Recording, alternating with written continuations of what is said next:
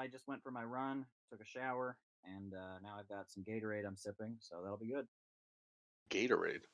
Yeah, I just ran. Like I just had my daily jog. Oh no, I just haven't heard Gatorade for a while. Um, Mm. Probably am not.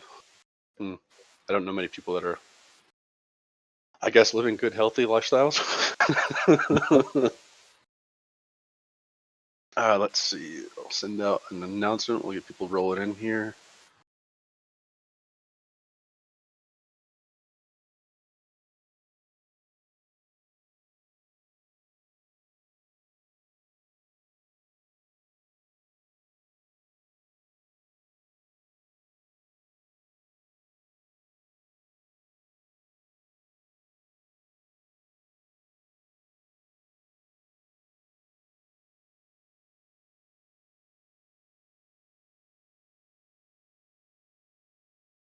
All right. So before we do get started here, I'm curious. I was trying to look it up, and I was a little bit confused. You're affiliated with RT Russia Today, right? I'm a reporter for them in New York City. Yes, that's my job. Okay. Yeah. That's what. Yeah, I'd heard a few things like some people said like, oh, he's a reporter on it, and some people said, oh yeah, he's a guest on it. I was just I didn't used know to if you were be a a frequent guest. guest, like an analyst. That's how I started out with them for like 5, 6 years before they hired me. I was an analyst. And I worked for Press TV, which is the Iranian TV network in English. I worked for them for years before that, for like 3 years before I got hired by RT. So yeah, but yeah, I'm an RT reporter. I do news packages for them in New York City and around the world. I've traveled to Russia for them. I've traveled to Oakland, California. I go to DC a lot. I travel around the country. So yeah, I do news broadcasts. Um, so it sounds like oh, you might want to go to. Are you hearing the popping sound as people join? Yes, I am. Okay. Easy way to fix that if you are you on mobile or desktop? Desktop. Okay, so in the bottom left, by your username, there's a little cog wheel. If you Yeah, click that, and then you scroll down near the bottom, there's a streamer mode, yeah. and then in the top there, if you just toggle, there's a little switch there, toggle enable streamer mode. That will prevent those noises from popping up. Okay. Very good. Did that. All right. That should be fixed. All right. But yeah, I'm actually really curious. I looked you up a bit before this, trying to get to know you. And I somehow completely missed the bit about Iran. Have you actually been to Iran? A number of times. Yes. Okay. I have not actually talked to anyone that's been to this place, and it's like the number one place I want to go. Have Well, you been to Persepolis? not only have I been to Iran, but I spoke at some anti-Israel conferences in Iran as a Mhm. guest. And then in 2015, when the bombing of Yemen by Saudi Arabia started, I joined with the Iranian wing of the Red Crescent Society, and I went on a ship from Iran to try and get to Yemen to deliver medical aid, and with a bunch of Iranian doctors. And we actually weren't able to finish our mission because the ship was bombed. The port that we were arriving at was bombed on the day we were supposed to arrive 8 times, 8 different airstrikes against the port. So we had to end up turning the ship around and going to Djibouti. And so we went back from Djibouti back to Iran. So yeah, uh, and I spent 13 days on a ship with barely anyone who spoke English. About 4 or 5 English speakers on the ship. We talked about nothing but Shiite Islam the entire time. So it was quite an experience. I feel like, I know Iran in a way that many Americans do not. And I made a documentary about my time in Iran that was shown on Iranian TV. It was called Iranian Dream. They took me to see the Ayatollah, the supreme leader. So I actually got to experience what it's like to be the only American in an auditorium of 20,000 people who were chanting death to America. So that's quite an experience. Yeah, but I also got to spend some time in like northern Tehran, where the rich people who love America and they have like fake McDonald's and stuff like that. Um, and I got to go to different cities: Mashhad, Isfahan, Bandar Abbas is the port city that we left on the ship from. So yeah, I've spent a lot of time in Iran. The Iranians know me well. So yeah, I was in the Navy, and we did anti-piracy operations off the eastern coast of Africa, and we were all pretty young and immature, and couldn't stop making jokes about the name Djibouti. Oh, Um, yeah. Well, one thing when I was in Djibouti, I remember, they wouldn't let the Iranians get off the ship because Djibouti, they don't grant visas to Iranians. But they let me get off the ship because I was an American, and they let this French citizen who was on the ship also get off. So we went to this hotel. It was the only hotel where you could buy plane tickets in cash, and that's how we like flew back to Iran. And at the hotel, it was the hotel that the U.S. embassy is like inside of. Okay, and I remember in the hotel there were all these guys from West Virginia who were like in like army fatigues. They were like Blackwater contractors. The hotel in Djibouti was just full of West Virginia guys who were like truck drivers and military guys who are now contractors in Djibouti. There's a lot of U.S. military presence there, and it was weird because I'd been on this ship full of people from Iran, and I'd been in the Middle East and all of this, and all of a sudden I'm in a hotel hearing people who talk like they're from West Virginia. That was quite an experience. I'm eating at the breakfast buffet, and I'm like, oh my god, am I like back home in Ohio or something? Like, what is this? It was um, weird. So, it was an so, experience. oh, sorry, man. But so obviously, most of the questions here I'll read off from users. But one of the cool things here is, we talk to people like you. I do get to ask a few of my own, and uh, oddly enough, I'm sure this is not what you usually get, but the most pressing thing on my mind is: have you been to Persepolis? No, no, I didn't get to do that. That's more of a tourist kind of thing. I didn't get to do much tourist stuff when I was in Iran. I spoke to a lot of university students. They flew me around the country to speak to university students. I attended like anti-Zionist, anti-Israel conferences, but I didn't really get a chance to do that. They told me if I return, that will be one of the things on the list is they'll take me to Persepolis. So that's Oh that's a yeah. really big tourist site there. I know that. I did get to see some ancient churches though. Some of the old churches that are in Iran that are very beautiful. They have some very very old churches with beautiful artwork. Uh, and I got to actually attend church in Iran. Attended Armenian Christian church on Sunday morning. They knew I was a Christian, so they would make sure to my guides would take me to church. And they have the Armenian Christian church in Tehran. It's got a big fence around it, and inside women don't have to wear a headscarf, and they drink communion wine. And yeah, like all the religious rules don't apply inside the church, which I think is pretty neat.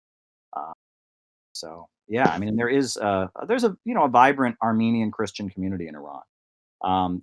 In Iran, they don't allow any religion that supports Israel, though. So like you'll hear about Christians being persecuted in Iran, but usually that's like evangelical, like Baptist kind of people. They don't allow that because they're pro-Israel. So, but Armenian Christians, and a lot of them are very, very strong supporters of the Islamic Republic, which is interesting. Sorry, you've heard that noise. My dog's going crazy. Hey, hey, hey. Sure. Yeah, but I mean, are we going now, or are Yeah, we sorry, man. back? So Yeah, for anyone that's not familiar, we've got Caleb Maupin on. He's a reporter for Russia Today. As I have heard, you are a socialist. You've been termed a communist as well. Do you accept either or both of those labels? sure. Yeah, I mean, I tell people my ideology is 21st century socialism, but I think the Soviet Union's part of my heritage. I look up to China. I look up to Cuba and other countries that have Marxist-Leninist parties leading them. So yeah, sure, socialist, communist, whatever. One of the big things I remember hearing that stuck out. I want to make sure first that this is an accurate quote, but it was that you believe in socialism with American characteristics. Is that right? Yes, actually, in China, they call the system there. They call it socialism with Chinese characteristics. And one thing that I discovered after spending a long time, I was part of Occupy Wall Street. I was arrested during Occupy Wall Street protests, and I was in some Marxist Leninist groups here in the United States, and spent a lot of time trying to navigate those groups. But one thing that I realized after traveling to Venezuela, after traveling to Brazil, to Ecuador, to going to Iran, and spending some time and trying to figure out what was going on in the 21st century, I realized that socialism in every country is unique. It's never a copy, and that we're never going to have Soviet style socialism in the United States. We're never going to have Chinese socialism in the United States. We're never going to have socialism like they have in Cuba or socialism like Venezuela. Everywhere socialism is implemented, it is uniquely applied to the conditions of the country. and that the only way we're really going to have socialism in the United States is if it comes out of the progressive traditions that are already here. There was a strong movement in this country to abolish slavery. There was a history of civil rights organizing and opposing racism. There's the labor movement. There's the suffragists who fought for women's rights. There's the LGBT community and their struggle for recognition. There is a progressive tradition in American history. And socialism, when it comes to the United States, will come out of that progressive tradition. It will not be a foreign import. It won't be the USA adopting a foreign ideology. It will be that progressivism, that optimism, that hope that you can find in, like, if you look at the life of John Brown, for example, if you look at some of our great communist leaders like Eugene Debs, Gus Hall, William Z. Foster, you look at the Black Panthers, Huey Newton, it will be that tendency in American history taking power. So I use the phrase socialism with American characteristics to make that point, right? It's obviously, that's not a very good brand name because we all know about socialism with Chinese characteristics. But after people have talked about American socialism, and we need to figure out the kind of socialism that will work in this country. Like, in the Middle East, the Marxist Leninist stuff wasn't going to work. Ba'athist Arab socialism was very, very successful among the Arab people. Michel Aflaq, he understood that the Arab people, with their history and their traditions, they were not going to adopt Marxism Leninism. So he developed Ba'athist Arab socialism. In Venezuela, they have Bolivarian socialism, right? There are different types of socialism around the world. Chinese socialism is not a copy of Soviet socialism by any means. Mao Zedong thought and now Deng Xiaoping theory is very unique. So we need to figure out what we can learn from all these countries around the world that have attempted to build socialism, but also how we will do it here in our unique circumstances. I guess that's a long winded answer, but I hope it's helpful.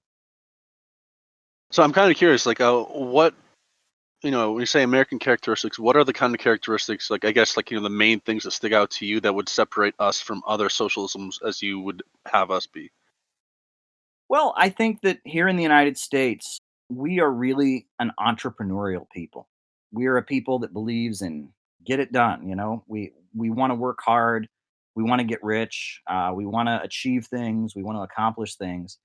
And that in a lot of ways, that go get 'em American initiative, people call it the American motor mindedness, people associate it with us. We are a hardworking people here in the United States. And that has become, useful to advocates of economic neoliberalism. That's been translated into this free market thing, right? Well, if somebody's poor or if somebody doesn't have health care, education, well, they just haven't worked hard enough. So they don't have any empathy or concern for them, right? We should let the roads crumble and let our infrastructure fall apart because, if people need things, they can just take care of themselves. Neoliberal free market ideology has kind of hijacked that American go get 'em hard work spirit. But I think, though, if you look at the Soviet Union, when Stalin was industrializing the Soviet Union, uh, you see that very same spirit. If you read the writings of Anna Louise Strong, for example, a great American journalist who lived in the Soviet Union, she talks about how it was the same spirit. She said the Soviet Union is the new America. Here, people are working hard. They're taking a deeply impoverished country and building it up into an industrial superpower. They're wiping out illiteracy. They're working really, really hard, but it's not about working really, really hard at the expense of someone else. It's about building up all of society. It's about, a human family cooperating to raise up all. They say a rising tide raises all boats. And I think that socialism in the United States, it won't be a pessimistic socialism. It won't be a socialism that's just kind of like, oh, screw it, give me some free healthcare, give me some jobs. It'll be about how can we come together to unleash the potential of every individual, and put them to work to build a good society for all. And how can we maximize the individual's potential to the benefit of the entire community? And I think we'll have a market sector in American socialism. I think the idea that in the United States we would have government-run restaurants or government-run hotels would be a nightmare, and I don't think the American people would ever accept that. On top of that, we really believe in free speech and individual rights here in the United States, right? Not that other countries don't. I think most socialist countries would prefer to have more free speech and more freedom of assembly. They're just in unique circumstances. But I can guarantee you that socialism in the United States would never be implemented without guaranteeing the right to freedom of speech, the right to freedom of assembly, the right to freedom of religion. But I'm just speculating. It ultimately wouldn't be up to me, right? It's going to take a mass movement of millions of people to build socialism in the United States. And it's going to be those people in their millions brought into the political process, actively transforming society, pushing profits out of command and putting popular will in charge of the economy. That's what's going to transform things. And that's why I'm really excited to do this. I don't know who all of you are on this live. I don't think I've met a lot of you. But I never turned down an opportunity to talk about socialism to a group of people that I don't know, because I could very well be talking to the next Lenin. The next Lenin could be on this chat right now. I think the next Che Guevara, the next Malcolm X or Martin Luther King Jr.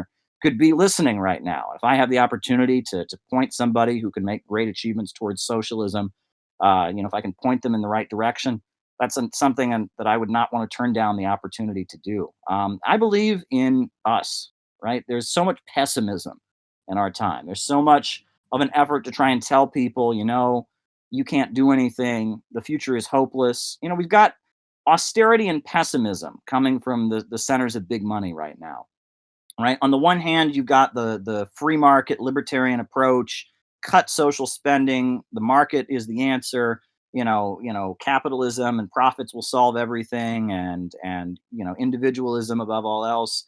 That's coming from the right. And then you've got more of a controlled, careful, pessimistic Malthusianism coming from the left. This idea that, well, there's too many people in the world. We're all consuming too much, and we gradually just need to transition to a lower consumption society. We need to manage people kind of like they're animals. Give people flashy cell phones to look at, give them pornography, but just kind of transition everyone to a greater state of poverty. I think we can do better as a human race, as a country. I think we can get to a better society. I believe in the future. I believe in the human race. I don't believe human beings are animals.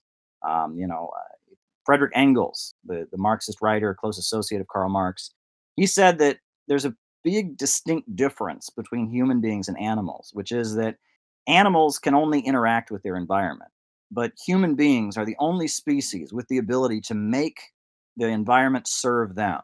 And we have a big problem because the way we've been making the environment serve us lately has not been very rational and well thought out, right? We have a whole bunch of different, corporations doing whatever they want and thinking about their short-term profits, and they're not using resources in a rational way. It's contributing to problems like climate change.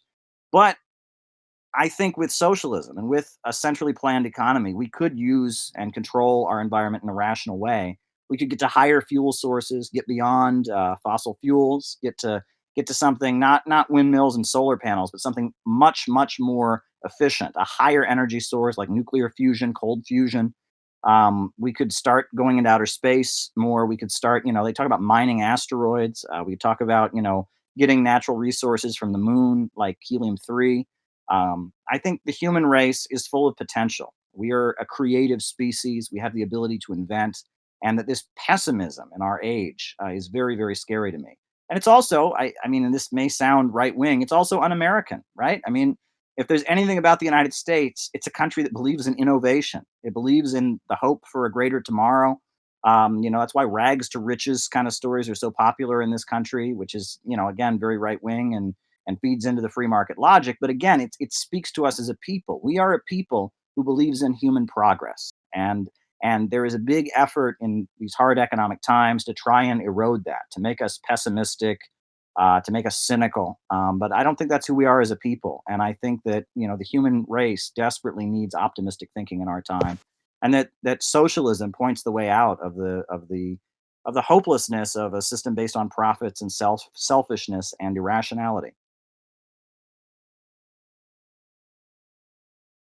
So I'm gonna stop asking my own questions here. Make sure we get to the users' questions. We normally do these for about 2 hours. Does that work for you? Yeah, sure. Okay. So for those guys in the chat, you can use the Caleb Maupin questions channel if you want to ask a question, and if you want to chat, comment, use the Caleb Maupin discussion. I don't know if you care to, but a lot of the guests follow the discussion, kind of see what people are saying, and oftentimes we'll jump in and say, "No, user, you're wrong." So let's see. First question I want to get to is from Sebastian. He wants to know if you could build a memorial for one American, who would it be? It would be William Z. Foster. William Z. Foster was the man who did more than anything else to create that American dream middle class. In 1919, he led the major strike of steel workers all across the United States that was brutally crushed, but it shut the country down. It was a huge gathering. He eventually joined the Communist Party. He led the unemployment councils, which were people that were desperate and poor and hungry, and stormed into government buildings chanting "Work or wages now," and forced the Roosevelt administration to eventually hire the unemployed into the Works Progress Administration. He built an anti fascist popular front very hard to make sure that the United States was not an ally of Nazi Germany and Hitler, but was on the right side of the Second World War. During the 1950s, he was put on trial and suffered greatly during McCarthyism. But and then even in his final years, he called out the Soviet Union for their mistreatment of China. And on his last 80th birthday, he turned 80 years old in the Soviet Union. Khrushchev came to visit him in the hospital bed, and he called out Khrushchev for the way the Soviet Union was mistreating China. So, William Z. Foster was by far, I mean, just an amazing person, a great contribution to the struggle of African Americans for civil rights. I mean, and we, any of us who enjoyed, a comfortable life, if you have a family member who's a steel worker or an auto worker or a textile worker or a meat packing worker, he organized the meat packing workers in Chicago. If you in any way benefited from the prosperous middle class that existed in the United States, you owe something to William Z. Foster. And he was an American. He loved the United States of America, but he was friendly to the Soviet Union too. And he saw that socialism was the way of the future.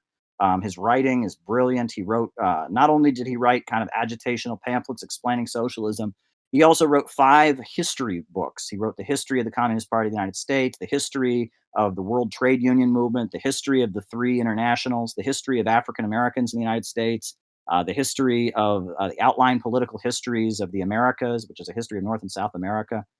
Prolific writer, amazing speaker, amazing organizer. I mean, William Z. Foster is probably the person I look up to the most, more than anybody. And he was the face of American communism. He suffered a lot, and he gave his life, and wow, I mean, and he's unknown. People don't know the name. He should be a household name, in my opinion. I would build a monument to William Z. Foster by far. All right. And I just feel the need to ask because you brought up McCarthyism. Are you familiar with the Venona intercepts? The Venona cables. It's a thing that the right wing points to a lot Mhm. to say that McCarthyism was somehow justified. I'm aware of that. Yeah, I mean, I don't think that proves that somehow the activities during that time were okay.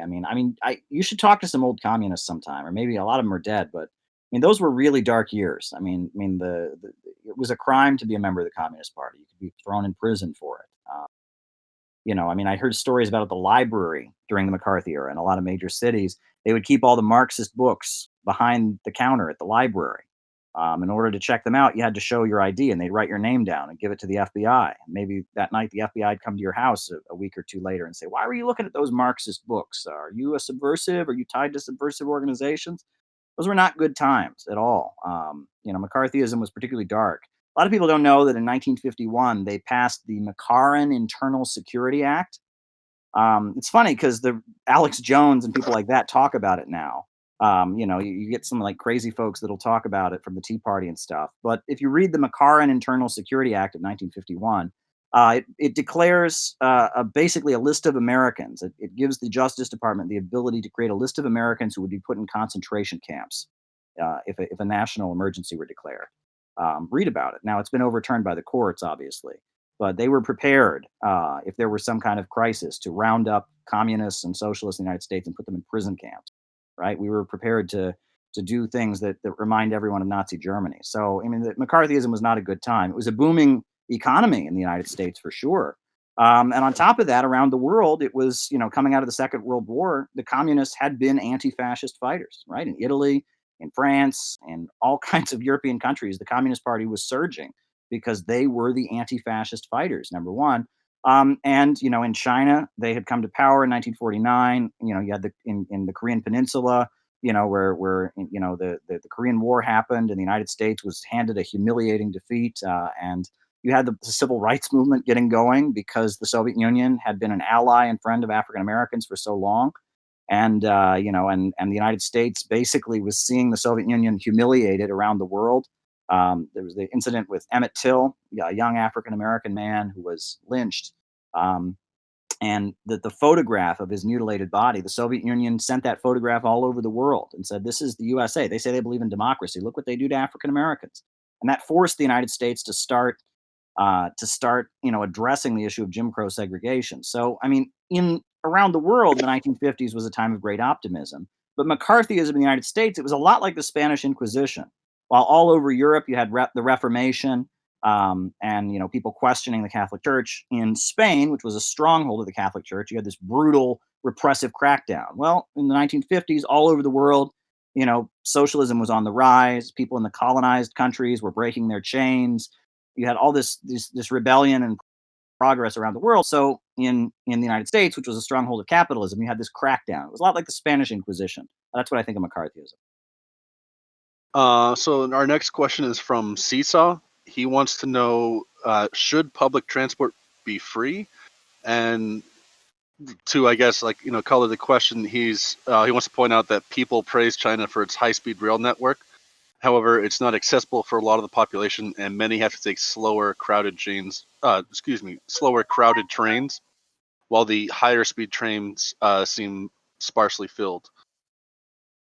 Well, I think the ideal would be sure. I mean, that public transportation should be free, and I'm sure that China would like to get to the point where it can provide free transit, to all of the population in high speed trains. But I don't know if they're there yet. I mean, they're still a middle income country. But ideally, yes. I mean, the vision. We're thinking long term here, right?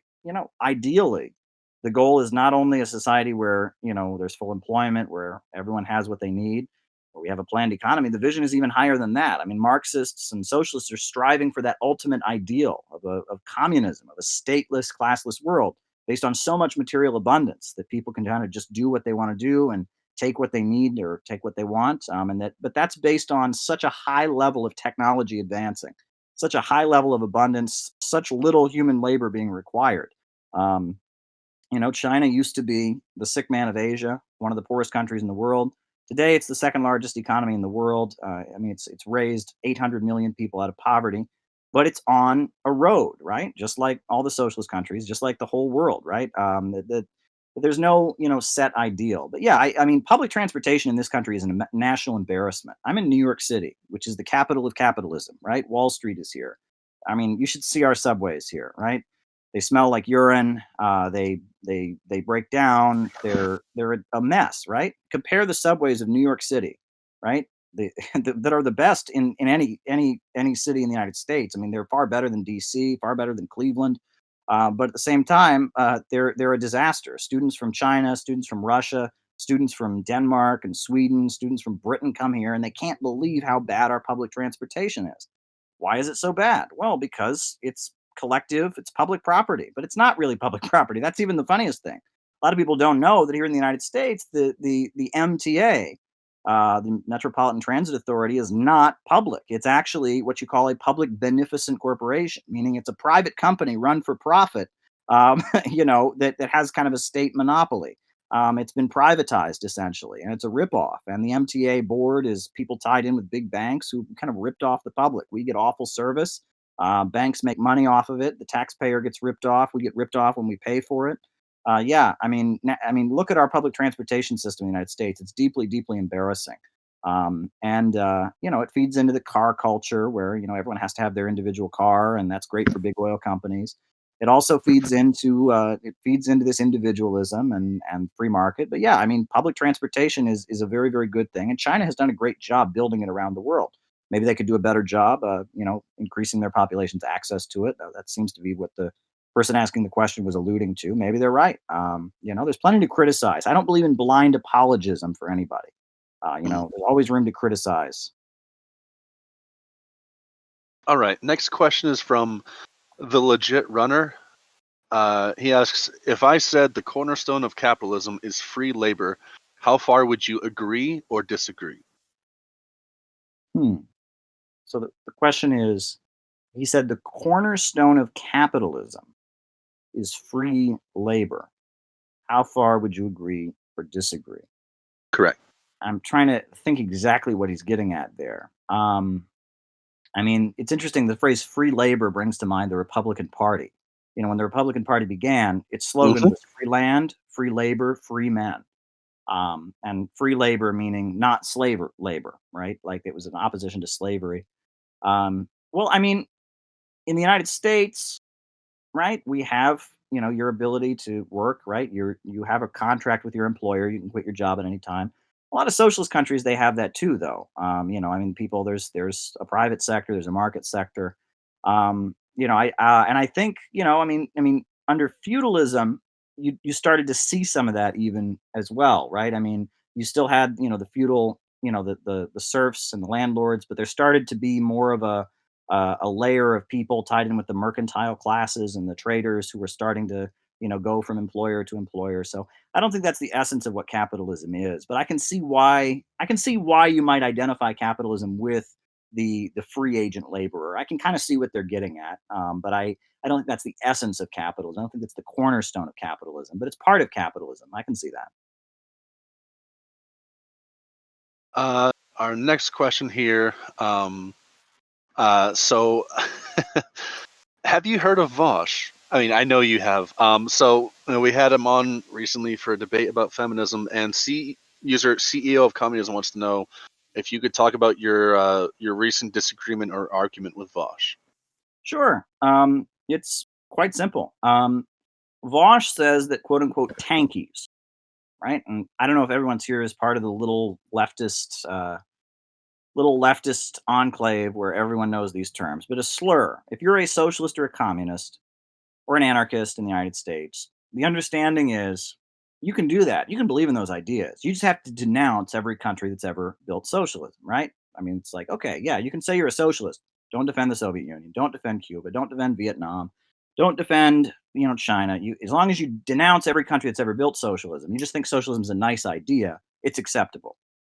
Well, those of us who don't go along with that, those of us who say, well, there is something we can learn from the Soviet Union or from China or from Vietnam, those of us who say that, they call us tankies. That's the slur, tankies, right? And Vosh is in the habit of routinely claiming that tankies are the same as fascists, as the same as Nazis, the same as Ku Klux Klan kind of people, that were the exact same thing. And that is beyond offensive to me because it was tankies who built the civil rights movement in the United States, right? If you look at it, before Dr. Martin Luther King Jr. was a household name, you had Henry Winston, you had William L. Patterson, you had the Communist Party who wrote We Charge Genocide, an official petition to the United Nations exposing racism. You had the Scottsboro case where the Communist Party, exposed this racist frame up of young African American men in the South. To equate communists with the Ku Klux Klan, with neo Nazis, with white supremacists is beyond offensive. It's unbelievably offensive, right? But it goes into what you're supposed to believe at American universities, right? There's this horseshoe theory where the far left and the far right are the same, and there's this great American center, and that's the great American way. And if you become too far left, you're a communist. If you become too far right, you're a Nazi. And they're all basically the same because they reject American liberalism and individualism. That's what he's feeding into, and it's really, really offensive. And I tweeted at him pictures of some tankies, right? W.E.B. Du Bois, one of the most well loved African American scholars, was a great admirer of Mao Zedong, met with Mao Zedong a number of times. He was a great admirer of Stalin. You should read his autobiography where he praises the Soviet Union. The Black Panther Party, waving Mao's little red book, which they frequently did. They read Mao, they studied Mao, they admired China, they admired North Korea. I mean, Albert Einstein wrote glowing things about the Soviet Union. Tankies, right, i.e., communists who recognize existing socialist countries, have done amazing things to struggle against racism, and to equate them with Nazis is beyond offensive. And it bothers me that this individual who thinks that the Black Panthers were the same as the neo Nazis, that thinks that the Communist Party USA that fought for the Scottsboro Nine and against Jim Crow segregation in the 1920s and 30s is somehow the same as the German American Bund or the alt right of today. The fact that he has such a big audience to spew that kind of garbage is very disturbing to me, right? And again, I mean, I wrote a book called City Builders and Vandals in Our Age, which I recommend people should check it out. And in there, I talk about the synthetic left. And if you look at it, you read about, Google it. The Congress for Cultural Freedom. This was a CIA program in the 1950s where they started funding leftists who were anti-Soviet. And it started out as just kind of a CIA operation. They were funding Trotskyites. They were funding, intellectuals who were calling themselves socialists and communists, but were pushing CIA propaganda against the socialist countries. And what began as just kind of a disinformation operation, they funded a magazine called Partisan Review. It began changing the entire course of left wing politics. Leftist politics, what it means to be a leftist or a socialist in the United States, has changed drastically because of CIA manipulation of the American universities, of left wing politics, of covert funding, that's a rabbit hole. There's a lot there, and I'm actually doing a lot of research about it. I've got another project in the works exposing that. But part of a lot of the, if you look at a lot of these outfits that were funded by the CIA in the 1950s, like Partisan Review, like the Frankfurt School in Germany, equating Soviet communists and equating Communist Party USA members and people who admired Mao in China, equating them with Nazis is a big part of that operation. So I find that particularly disturbing that he would make such comments. All right, so the user Simon who asked this question wants to say thanks for your answer. He appreciates it, and he wants to know, what do you think is the best way to, I guess, kind of bridge the gap or unite these different sides? Well, I would like to have a debate with Vosh, with a moderator where we both got a chance to speak.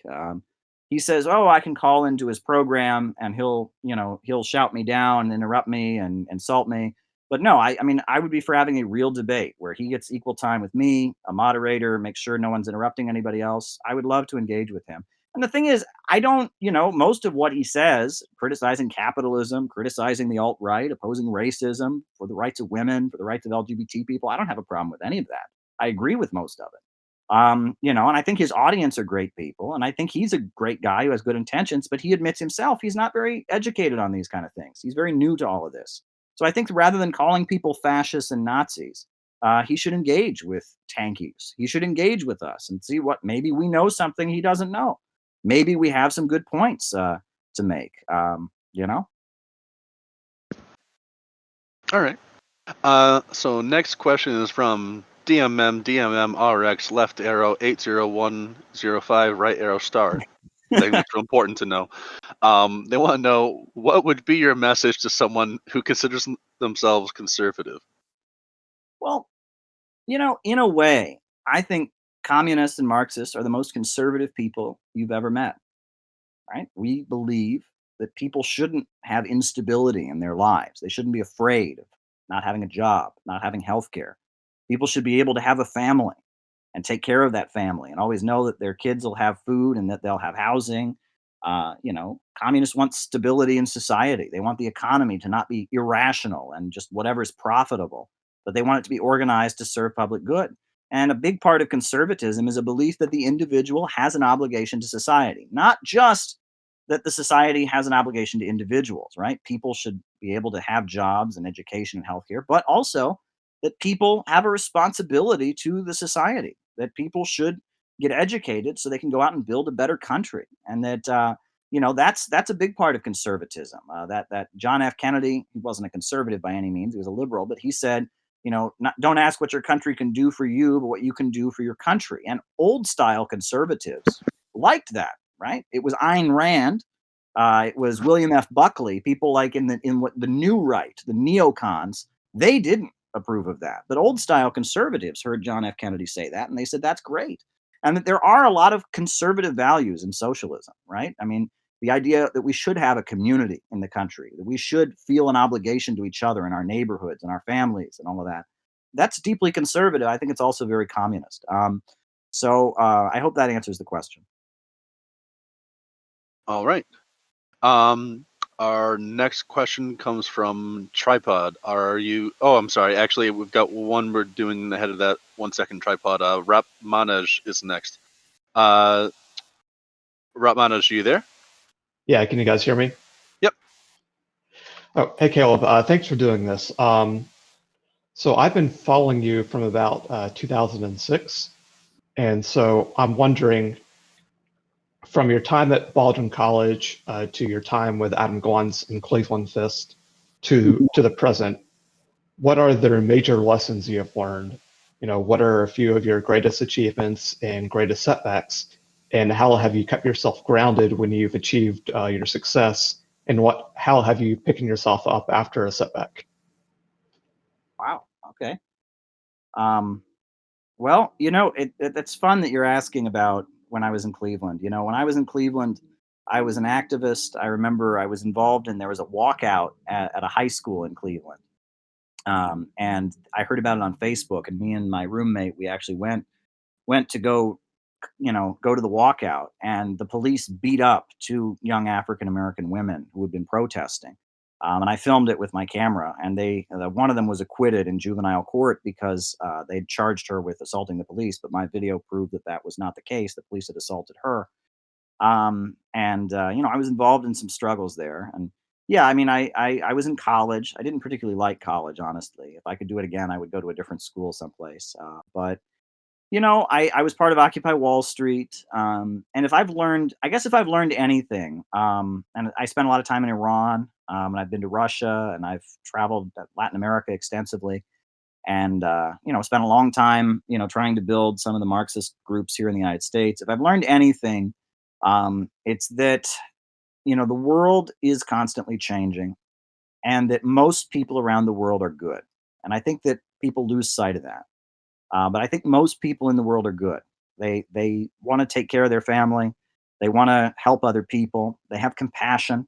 They have a desire to do kindness, and that most people are motivated by goodness.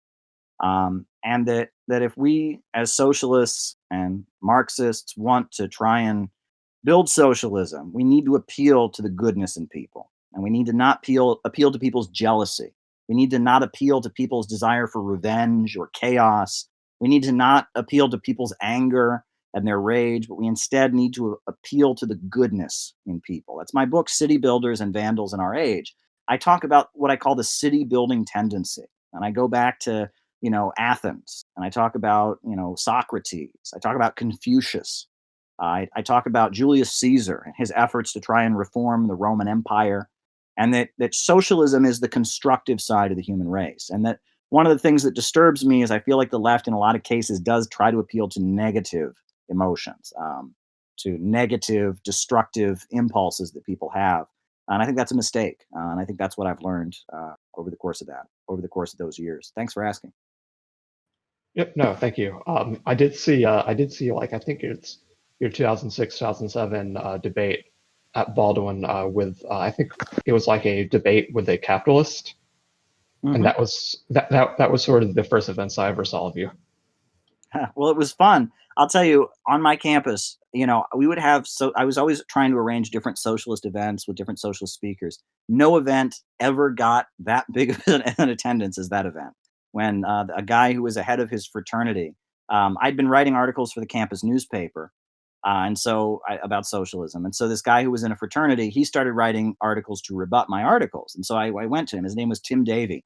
I said, "Hey, why don't we have like a debate on the campus?" And it was packed. I mean, that room, it was like standing room only, right? I mean, not only people from the college, people from the community, the local John Birch Society, like far right group, brought like five of their members to sit there and take notes, and local communists. I mean, it was like the biggest event we had ever done at the college. And it was a great event, I thought. But what was interesting is right after that event, the college newspaper called me up, and they said, "Hey, and we there was a donor to the college who threatened to stop donating to the college if you're allowed to continue writing for the newspaper. So we have to ban you from the college paper." And that was kind of a big moment for me, because when I'd been writing all these, like, kind of crazy articles and not having an impact, there was no need to ban me. It's just kind of, okay, he's a confused kid. But after we had that event, and that event was powerful. I mean, that was a long time ago. I mean, I feel like I'm a much better speaker now, but I feel like I did a decent job, and there was a big crowd there, and people were kind of not expecting me to be as articulate as I was. And after that, there was a need to just shut this down. I thought that was amusing that I was essentially banned from the campus newspaper because I had a successful debate. It's Yep, kind of cool, funny how that thanks. works. Yeah. Sorry, I was just saying it's kind of funny how that works. But our next question is another VC question from Tripod. Tripod, are you ready?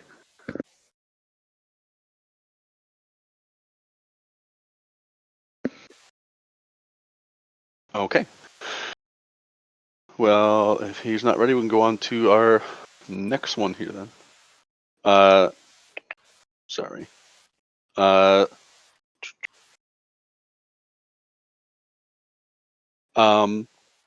Golden Sentinel wants to know how have you been doing with coronavirus?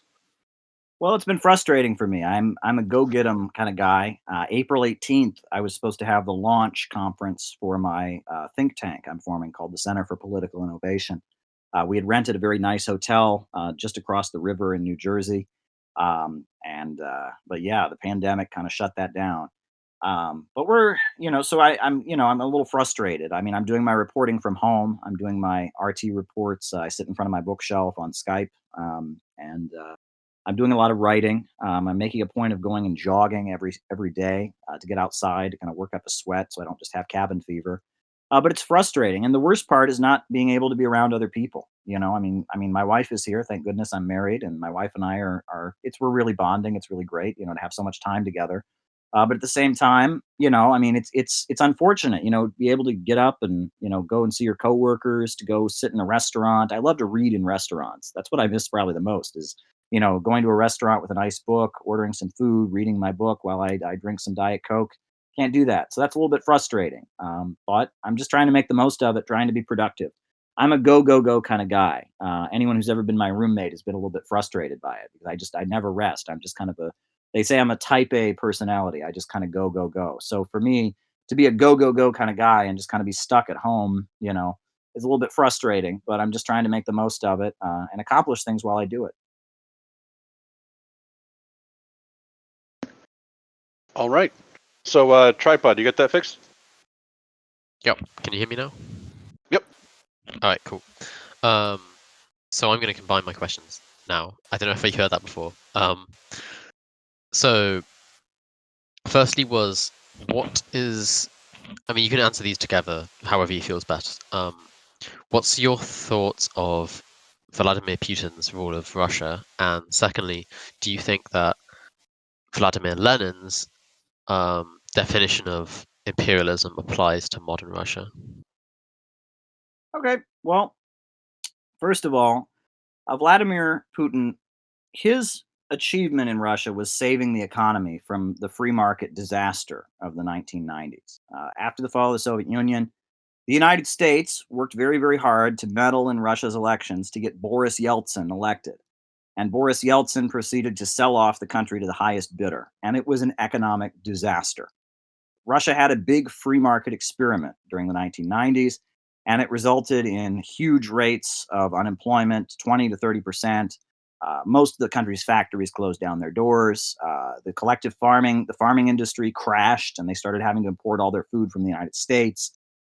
Sex trafficking and human trafficking greatly expanded. Heroin addiction skyrocketed. The suicide rate was massive. It was just a disaster.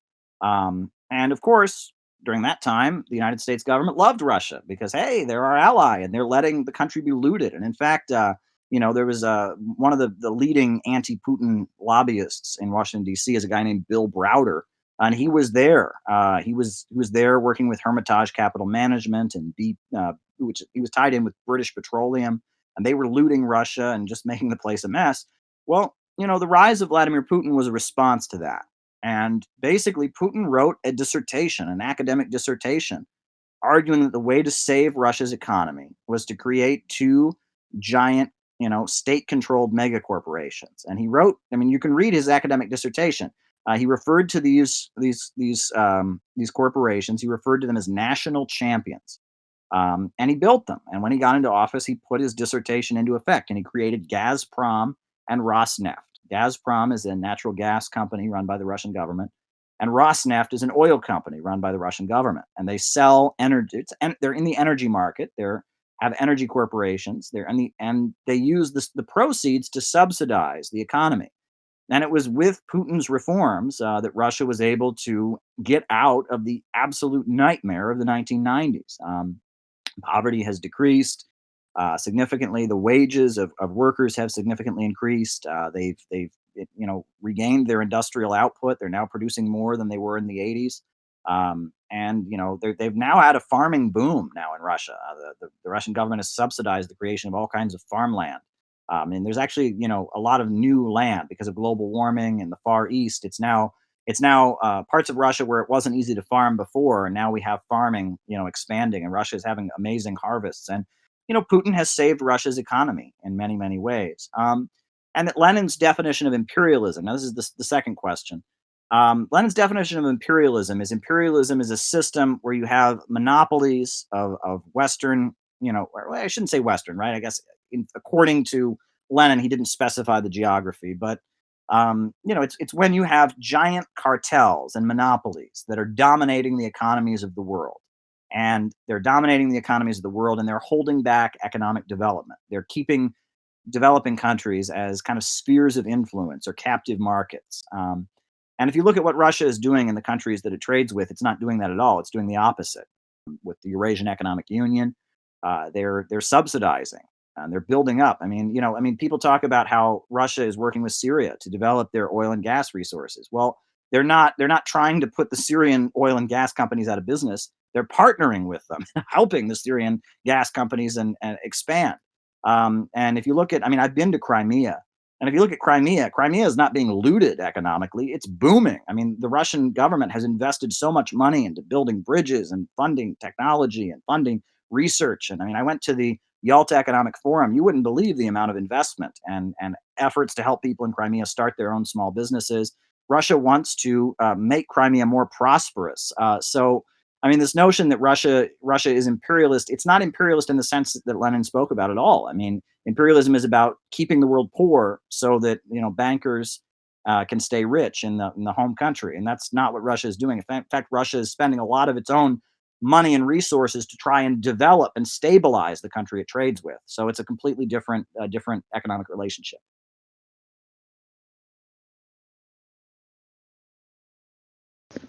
All right. So our next question comes from user I am okay. I also want to say I am okay was someone who helped us set this AMA. Really appreciate it. He wants to know, I'm sure I'm saying this wrong, what are your thoughts on Bordiga? I'm not familiar. I haven't studied his work. Okay. Our next question comes from Hacked Duck. He wants to know if you've read Britain's Road to Socialism, and if so, what do you think of it? That was a document. I read it a long time ago that was published by the Communist Party of Britain, I believe. And it was kind of their explanation of how they would move towards socialism in alliance with the Labour Party. I'm not in Britain in the 1950s. I'm not sure that was necessarily the right thing. Many people criticize that document for being a little bit too reformist. Um, but at the same time, I do think it's important to emphasize that socialists, not just in our time, but have always advocated a peaceful transition to socialism, right? Violent revolutions happen, but they happen because capitalists want them to happen. But socialists have always advocated a peaceful transition. They've always advocated getting elected, working to reform the system and transform it to socialism peacefully, democratically, with popular will. And that violent revolutions are something that anyone with a rational mind would want to avoid. Violent revolutions are horrific. People die. Uh, be lucky you've never had to live through a violent revolution. And that a peaceful transition is what most people would favor. When peaceful transitions don't happen, it's because the capitalists are so desperate to stop the march of democracy, to stop the empowerment of the people, to hold on to their wealth, that they resort to violence and terror, and the people are forced to defend themselves. Revolutions are acts of great self-defense. All right. And on that, I'm just kind of curious. How critical do you think German aid was in the 1917 Bolshevik revolution? I don't know. No one knows. There's actually very little revealed about that. We know that on some degree in Russia, Lenin got some support from the Germans. We know that, right? And the Bolsheviks acknowledged that. They made articles kind of laughing it off, saying, a revolution only costs us this much money. I guess we should have just fundraised the whole time. Obviously that's not what caused the Russian Revolution, but to some degree or other, Lenin and the Bolsheviks received aid from the Germans. That's well established. What's funny, I think, is that these anti-Semitic neo-Nazi type people have been pushing this conspiracy theory that Wall Street and New York and Wall Street funded the Bolshevik Revolution. And in a lot of ways, that conspiracy theory is an attempt to ignore the fact that the Germans are more responsible than anybody else. I mean, they'll talk about a guy named Jacob Schiff, who was a Wall Street banker who funded something called the Russian Freedom Group. Well, the Russian Freedom Group was not the Bolsheviks. They were against the Tsar, but they were not. They were supporters of the provisional government and Alexander Kerensky. And the idea that the Russian Revolution was funded by Wall Street, that's easily debunked if you look at it. But they push that so hard because they're trying to, ignore the fact that it was actually Germans who probably had more to do with creating the Russian Revolution. I think that's kind of hilarious. But the reason that the Germans gave money to Lenin was because Lenin wanted to end the war, right? He wanted to end the war. And that was the issue there, right? That in 1917, right, you had the Tsar was brought down. You had the provisional government come in, but Russia was involved in World War I, and the Bolsheviks were known as the anti-war guys. They were going to end the war, and General Kornilov attempted to take power and become the military dictator, and he was going to execute all the capitalists and people that were against the war and aggressively continue the war. And so the Bolsheviks formed their militias to defend the provisional government from Kornilov.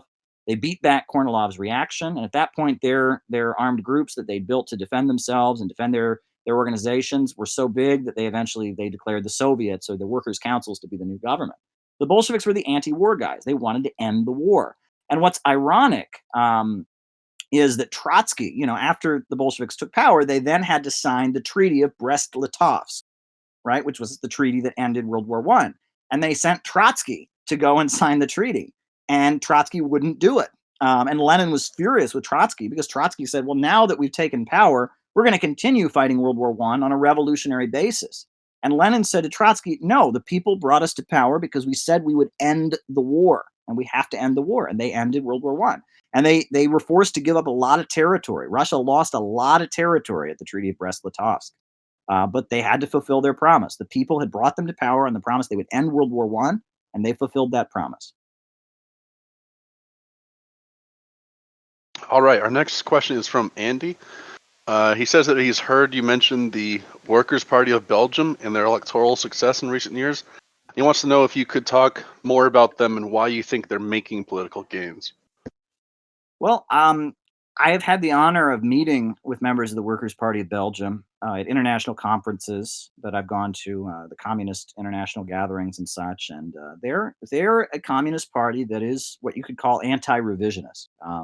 They have not, there was Euro-communism was a big thing in the 70s, where all these communist parties in Europe were cutting their ties with the Soviet Union, announcing that, well, we kind of recognize the Soviet Union, but the Soviet Union is not good. And, they weren't part of that. The Workers' Party of Belgium, they studied Mao, they were studying Stalin, and they're hardliners, and their views are not necessarily my own. I don't agree with them on some questions, but they're really, really serious, and they haven't gone along with this kind of ideological degeneration that we've seen on the political left. They still believe in Marxism. They're not pessimistic. They're not Malthusian. They're not hopeless. They haven't joined in this kind of destructive mindset. I talk about the synthetic left. They've hung true to their principles. And in this time when capitalism is collapsing, these principles are what people need more than ever. Popular power. Let the people run and control the economy. And we need people that will bring back Marxism and cling true to the principles that made socialism strong. So in that sense, I can see why they would be popular.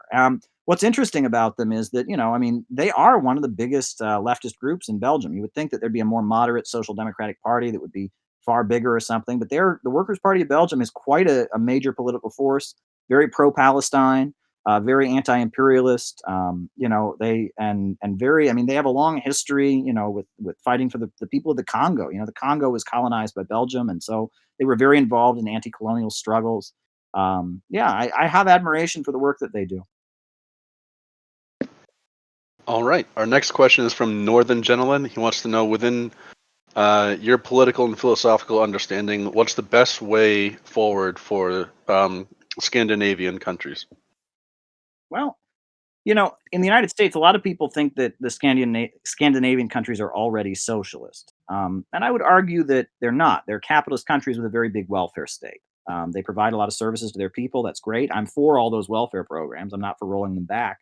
But at the same time, we have to recognize that socialism is the banks, factories, and industries being controlled by the people and the economy being centrally planned. It's not just, a lot of welfare programs. And I think the biggest danger in Scandinavian countries right now is anti-immigrant bigotry, and that there is an inflow of refugees and migrants, and so on that basis, they have this very big welfare state, but there's a feeling that that's not sustainable now because of all these refugees coming in, and there's a rise of the new right, of like far right wing sentiments, and the response of liberals, and the mainstream left to the far right is pretty lame. It's just kind of, well, they're racist, so don't listen to them, or else you're a racist. Shut up, racist. And that's not an answer. We need real ideological answers. And now is the time more than ever for Marxists to differentiate themselves from liberals. Liberals don't have answers. And it's the same here in the United States, right? Immigration, mass migration, right? I mean, all kinds of people, can't live in their home countries because of capitalism and neoliberalism. And they have to flee from their homes and they come to the United States. And, the right wing says, oh, these are all a bunch of criminals, deport them. They call for, things that would make things in this country far worse, ICE raids, tearing apart families, bigotry. They want to make, the right wing is just appealing to people's bigotry. But the left doesn't want to acknowledge that there's a problem. They just say, look, this is the American dream, right? People are coming to this new country, a new land. Oh, hooray, great, immigration. Not acknowledging that there's a problem, that people can't live in their homes, that people who live, in this country are living in the shadows, that they're being exploited and paid horrible wages, that our relationship with Latin American countries is economically not a good one, that we have to differentiate ourselves from mainstream liberals. And that the reason that the far right is growing in the United States is because Marxists and communists just have kind of faded into, they're kind of just a speck, an unnoticeable speck inside of liberalism. And liberalism cannot solve the crisis, right? We need real Marxist scientific answers about why things like mass migration are happening.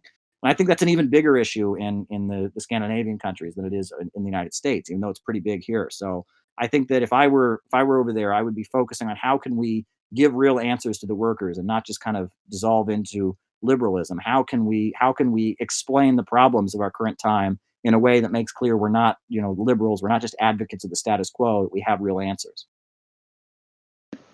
All right. Our next question is from Variety KGB. He wants to know, what do you think about Germany banning Hezbollah? Well, I mean, here's the thing, right?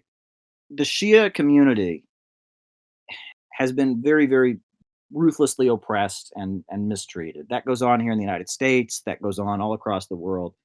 And it doesn't make any sense because the terrorist attacks, 9/11 was conducted by, Osama bin Laden, who was not a Shia Muslim. He was a Saudi. He was a Wahhabi, right? The ISIS terrorists who committed the horrendous acts in Europe, they were, again, they were not Shia Muslims. They were Wahhabis tied to Saudi Arabia. And that the terrorists around the world tend to be people that are involved in U.S. foreign policy operations in Syria, for example, right? In Syria, it's the Wahhabi extremists tied to Saudi Arabia, same people, same ideological grouping that conducted 9/11, that carries out terrorist attacks with ISIS and all that. That's the group that's being supported by the United States in efforts to bring down the Syrian government. You know, you go to Yemen, right? Again, the Saudis, are bombing Yemen in alliance with the United States. U.S. made weapons. Congress vetoed and Trump vetoed Congress's effort to try and restrict U.S. support for that bombing against, the Shia Muslim community is trying to unite Muslims, trying to, have Sunni and Shia not be at each other's throats and get along. They're trying to stabilize the region. And Hezbollah itself, I mean, they've been on the battlefield fighting against ISIS in Syria and supporting the Syrian government, protecting Christians.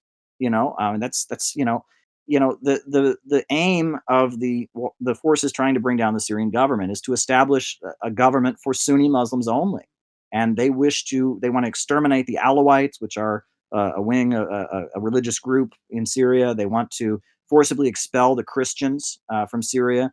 And the forces that are supporting the Syrian government are trying to protect religious minorities, protect the Syrian Arab Republic, and trying to have religious freedom there. So this notion that the state should be going after Shia Muslims and persecuting Shia Muslims, the sanctions on Iran. This is a complete mistake. The most dangerous forces. You're worried about terrorism.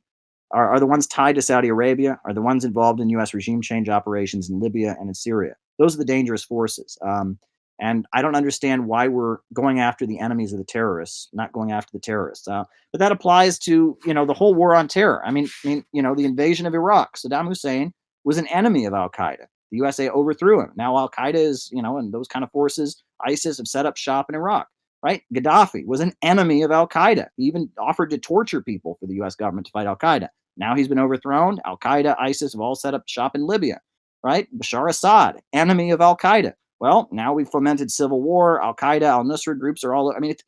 This isn't a war on terror. A war on terror, you'd be fighting the terrorists, and instead we're fighting the enemies of the terrorists, and that's the same thing the German government is doing. Instead of going after, and there are forces all over Germany that are involved with subsidizing terrorist groups in Syria, that are involved in trying to bring down the Syrian government, that are trying to destabilize Syria. You talk about the Muslim Brotherhood. Talk about Saudi aligned forces. There are plenty of forces there that are involved with terrorist groups that are trying to bring down the Syrian government. And the German government isn't going after them.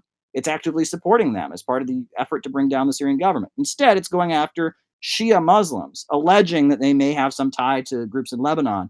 But even if they did, right? In Lebanon, Hezbollah fought against ISIS. So this is just, I don't understand the priority here. The more you look at the situation with terrorism and the war on terror and who gets repressed and who doesn't, it seems very apparent that our government isn't interested in actually keeping us safe. It's interested in pushing regime change wars. It's interested in overthrowing socialist governments and nationalist governments around the world, not keeping us safe from terrorism. All right. So just for everyone here, we're halfway through here. We've got another hour here, and if you've joined in late, we're here talking with Caleb Maupin. Am I saying that right? Yep. Okay, awesome. It's French originally. It's probably like Maupin or something, but my family's been saying Maupin for hundreds of years. So we're here with Caleb Maupin, and we've got about an hour left with questions here. If you want to ask a question, type it in Caleb Maupin questions above this VC. And if you want to just chat and comment as we go through, there's the discussion chat above that. Sybin wants to know, what are your thoughts on Bernie Sanders? Well, Bernie Sanders is an interesting guy. He started out, when he took office, when he got involved in Vermont politics, he was very clearly like an ally of the Communist Party, of the new communist movement. He had Trotskyite supporters, and he's a guy who comes from a left background. His foreign policy views are not mine. And in the 90s, they really started to shift. He supported Bill Clinton's bombing of Serbia. I obviously don't agree with that. And a lot of the things he said about foreign policy are not my view. He especially, it was very clear when he was mayor of Burlington and when he was first involved in Vermont politics, when he said socialist, he meant he wanted the banks, factories, and industries to be organized to serve public good. And he wanted a socialist society. Now he says socialism just kind of means a bigger welfare state, Roosevelt New Dealism.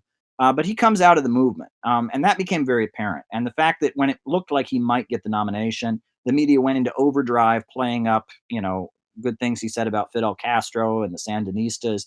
That's because they know who he is. I wrote an article called "A Deep State Grudge Against Bernie Sanders," and if you saw that meltdown by Chris Matthews, where he started, yelling about executions in Central Park and stuff like that, it's pretty clear the CIA knows that this is a guy who maybe he's changed his mind or whatever, but he was, friendly towards socialist and revolutionary forces at one time. We don't trust him. We're not going to let him in the White House, right? He might have some good policy ideas that might stabilize capitalism, sure. We're not going to let him get anywhere near the White House. And he was mistreated by the media, mistreated by the DNC. And so, in that sense, I can look up and respect Bernie Sanders. But his views over the past 2 decades, his views have shifted significantly away from where I'm at as someone who believes in Marxism. But he's an interesting guy, and his movement is amazing. You talk to the young people at his rallies. There's so much hope, so much optimism. That's the future of the country, is those young people who love their country and they want to make a better country and they don't trust the profiteers and they don't trust the bankers, and they're opening to questioning this belief that capitalism is just the greatest system and the free market is always the answer. That's the hope. So anything that hardline revolutionary forces can do to gain an audience with those people, to get those people to actually engage with Marxist theory, is really, really important. I mean, during the 2016 campaign, I was blown away. I would go and cover Bernie Sanders rallies, and I would see maybe one or two communists there handing out newspapers. That was it. And I thought, this is New York City. There's a lot of communists in New York City, but they wouldn't go to those rallies. Instead, they were in a protest cage shouting at Trump supporters and shouting, "You racist, you're dirty piece of garbage, you Trump supporter." They were too busy cursing out Trump supporters to try and engage with the young people that were getting into socialism in the Bernie Sanders movement. It just was a mistaken priority. Our next question comes from a user, Zoomer Nation. They want to know, why did you get a job working for the Iranian state television? Well, I was a guest. I appeared on for many years. I was a guest on Press TV. They had me on as an analyst, and they approached me about possibly starting to produce news packages, and I agreed. And I mean, it's that simple. Not much to it. Not much more to it than that.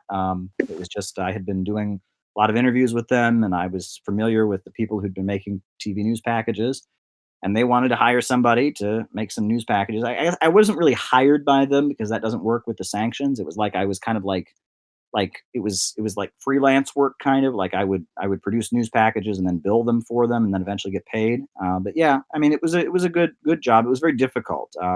The pay, it was hard to get paid because of the sanctions, but going to Iran, I had the ability to visit Iran because of that, and that was a life changing experience. I'm really glad I had that opportunity, and I really learned a lot, and I really ideologically matured as a result of the time I spent in the Islamic Republic of Iran. So, I think that it was a great thing. I don't regret making news packages for Press TV. I mean, Press TV is interesting. They do a lot of interesting documentaries and news pieces, and yeah, I mean, I'm glad I was able to cover. I covered the Black Lives Matter protests that happened. I covered that for Press TV. I covered a lot of interesting news stories. I got to cover events related to the Muslim community in New York City. I did a lot of United Nations reporting. So yeah, it was a good thing to do. And Press TV, they do a lot of good reporting. Next question have comes from the Silverish. He wants to know, he's as I gather, a citizen in Russia. He wants to know, in your time working for Russian media, how much misinformation have you seen working for their state media? That's not a respectful question, and I'm not going to answer that. Okay. Next question we've got here. Little Bill wants to know, what kind of impact do you think the Green Party will have in the election? I don't know. I know Howie Hawkins is going to be their candidate, and he's a Teamster. He's a socialist, and the Socialist Party's already endorsed him, and I guess he's going to be the Green nominee most likely. And he's trying to push the Green Party in kind of a more socialistic direction. I mean, the Green Party really. I mean, it was the '90s is really when they got their energy, and they were very much a party of environmentalism, pacifism. They were very much a new left party. But in these times, as the economy becomes the biggest issue, as the working class is suffering, they're going to have to move in a more socialistic direction, and they have moved. I mean, Jill Stein's 2016 campaign was very socialistic, and it looks like Howie Hawkins, a longtime Teamster organizer, a socialist, is going to be the voice of the Green Party in the 2020 elections. And I think that shows the way the wind is blowing. I don't think. I mean, people always want to blame third parties, like they're going to take votes away, they're going to cause the other candidate they disagree with the most to win or something like that. But I mean, the Democrats. I'm sorry. I mean, Joe Biden. I mean, I'm not giving my opinion in terms of I obviously disagree with Joe Biden on a lot of political things, but also, I mean, at this point he's blatantly inarticulate. And now we've seen all those videos of the inappropriate things he did with women in front of cameras, and now we've got the Tara Reid stuff. I mean, are they stupid? Do they just want to lose? Do the Democrats just want to lose this time? I mean, I mean, unless like the elections are canceled because of coronavirus or something. I mean, I don't know what are the Democrats going for here. I mean, I don't know how Joe Biden's family is letting him do this. I mean, this is just. I'm watching the Joe Biden campaign. It's months away from the election, and I'm like, is this really happening? Like, I mean, it seems like the Democrats are throwing the game. So there you go. All right, and on that, so we've had a lot of questions. If I gather, you don't like either, but the questions are basically if you had to choose Trump or Biden, and why. Well, first of all, I don't endorse any candidate because I'm a reporter. It's important that I remain objective. Mhm. Um, and so I don't endorse either candidate. I report on the campaigns, and it's very important that if I were to give a full-on endorsement of either of the major candidates, that would discredit my reporting in a lot of ways. But that said, I'm just being blatantly honest and telling you I don't know who's better, Trump or Biden. And I felt it was weird. My whole life, up until the 2016 elections, I always felt that the Democrats were slightly better. That was always how I felt, right? I would vote for socialists because I wanted to make a statement, but there was always kind of part of me that said if a Democrat wins, that shows that, that things are slightly better, people are a little more open-minded or whatever. 2016 was the first time in my life where I didn't feel that way. On election night, I didn't know if Trump would be better or Hillary Clinton would be better.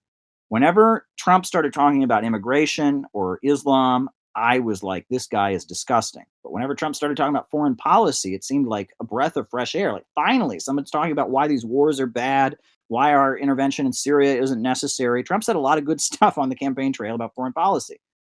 And then Hillary Clinton, when she was criticizing Trump for being a racist and criticizing him for his anti immigrant and anti Muslim remarks, great. But whenever she opened her mouth about foreign policy, I didn't agree with her. And then also, what was very scary was her allegations about, oh, Trump, he has support because there are these quote unquote conspiracy theories on the internet. And, people are not having faith in our American democratic system. And we need to control the internet and shut down all these people that have the wrong thoughts. And I was just like, there were things about Hillary Clinton I found to be very, very scary.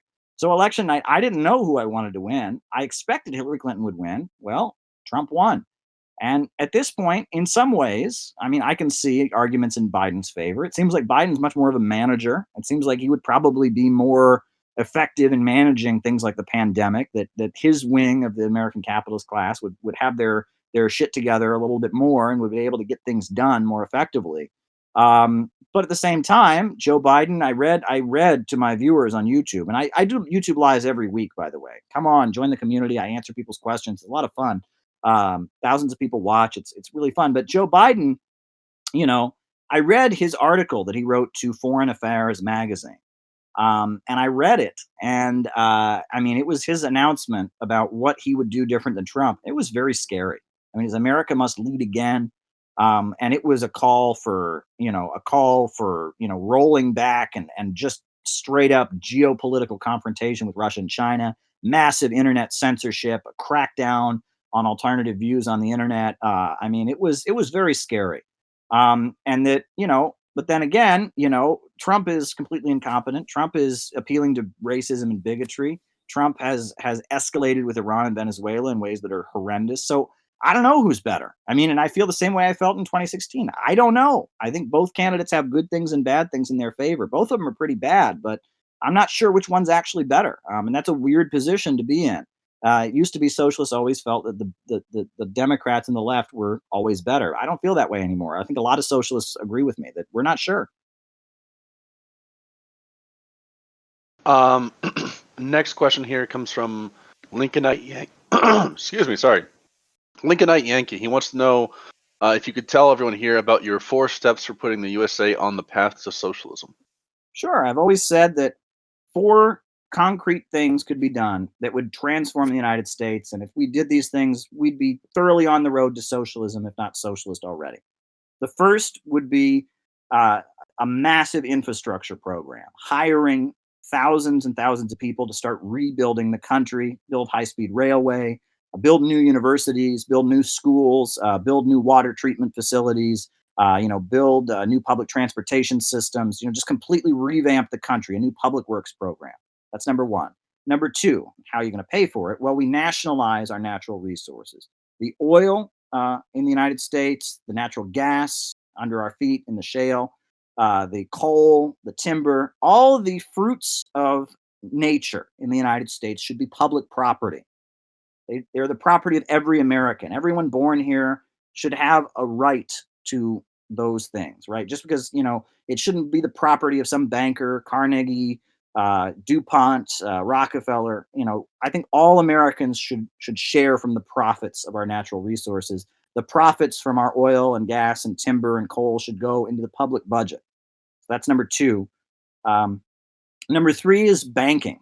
I think banking and the lending of money should be in the hands of the state, right? I don't think we should have a Federal Reserve rip-off system.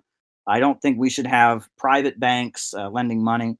You don't have to be a communist to agree with me about this. I mean, every major religion, the Quran, the Bible, the Torah, and the Talmud all forbid the lending of money at interest, and there's a reason for that because it leads to the creation of a creditor class, right? A group of people who have money by having money, right? They're lending money at interest. They're not doing anything. They're not creating anything, right? They're just getting money by having money. And pretty soon, they're going to have more money than everybody else. And governments are going to be in debt to them and they're going to have all the power. There's a reason that every major religion forbids it, right? You don't want to have a creditor class ruling over the rest of society. So I would put the lending of money into the hands of the state so that there was that the lending of money was in the hands of the state. If somebody wanted, a loan to start their business, they had to make a case that it was good for the community. And then when they paid back their loan, the interest would go into the public budget so we can have more schools and more healthcare. So that's number three, control of banking. And number four, I've always said we need to enact Roosevelt's Economic Bill of Rights. Before he died, Franklin Delano Roosevelt, who I think was our greatest president, I mean, he wasn't a socialist or a communist, but he was a Bonapartist who aligned with socialists and communists. And he said that we ought to have the right to health care, the right to education, the right to decent employment. And he had this proposal for a new economic bill of rights. And I think we should enact that. That's my 4-point program. If I were running for office, I would run, on that platform. I think that we ought to rebuild the country, mass public works and infrastructure. I think we ought to nationalize our natural resources, our oil, gas, timber, and coal. I think we need to have public control of banking and the lending of money. And on top of that, I think that we need to enact Roosevelt's Economic Bill of Rights. If we did those things, we'd be on the road to socialism. And I've actually summarized it with the slogan, we need a government of action to fight for working families. Because right now, we have what Roosevelt called do nothing government. We have a government that says you're on your own, right? The government's best that governs least. It's not the government's fault. Society's falling apart. Water's not being purified. Roads are crumbling. Crime is rising. I mean, everything's falling apart. And we got a government that's just sitting back and saying, hey, it's the American way. You're on your own. I would put an end to that. I say we need a government of action. If a parent is not feeding their child, the parent is not giving their child, adequate clothing, right? Maybe that parent may not be actively doing anything to harm that child, but it's still a crime. It's called neglect. Our government right now is guilty of criminal neglect of the country. They have left the population behind. And on top of that, I would say they are in dereliction of duty, right? The Constitution, the preamble talks about the common welfare and our government is completely in dereliction of duty. We need a government of action to fight for working families. It's the urgent necessity of our time. And that's what a socialist government would be. It would be a government that would get things done. It would mobilize the population. It would fight for the people, and it would put public good and public needs ahead of the interests of bankers and profiteers. Right. Sorry. So you just said that FDR you think was our best president. Who would you say was the worst American president? Well, I mean, I don't know. I really didn't like George W. Bush. I'll tell you that much. I was really not a fan of his.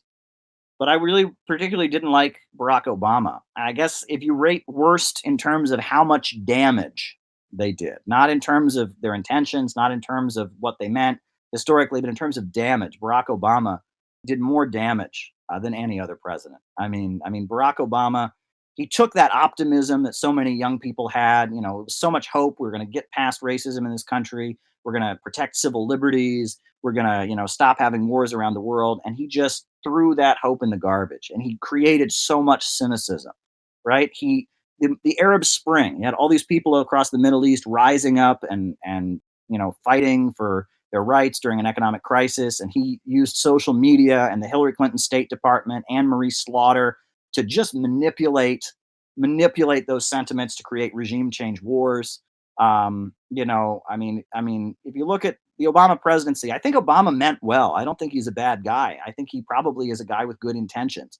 But in terms of damage that they did to people in the United States and around the world, I mean, the Obama administration is a pretty good example of a pretty good contender for worst. I mean, that's not to say. I mean, I can think of like the Hoover administration did horrendous things. There were many presidents who worked to defend the slaveholders, in the slave system in the South, and that was horrendous.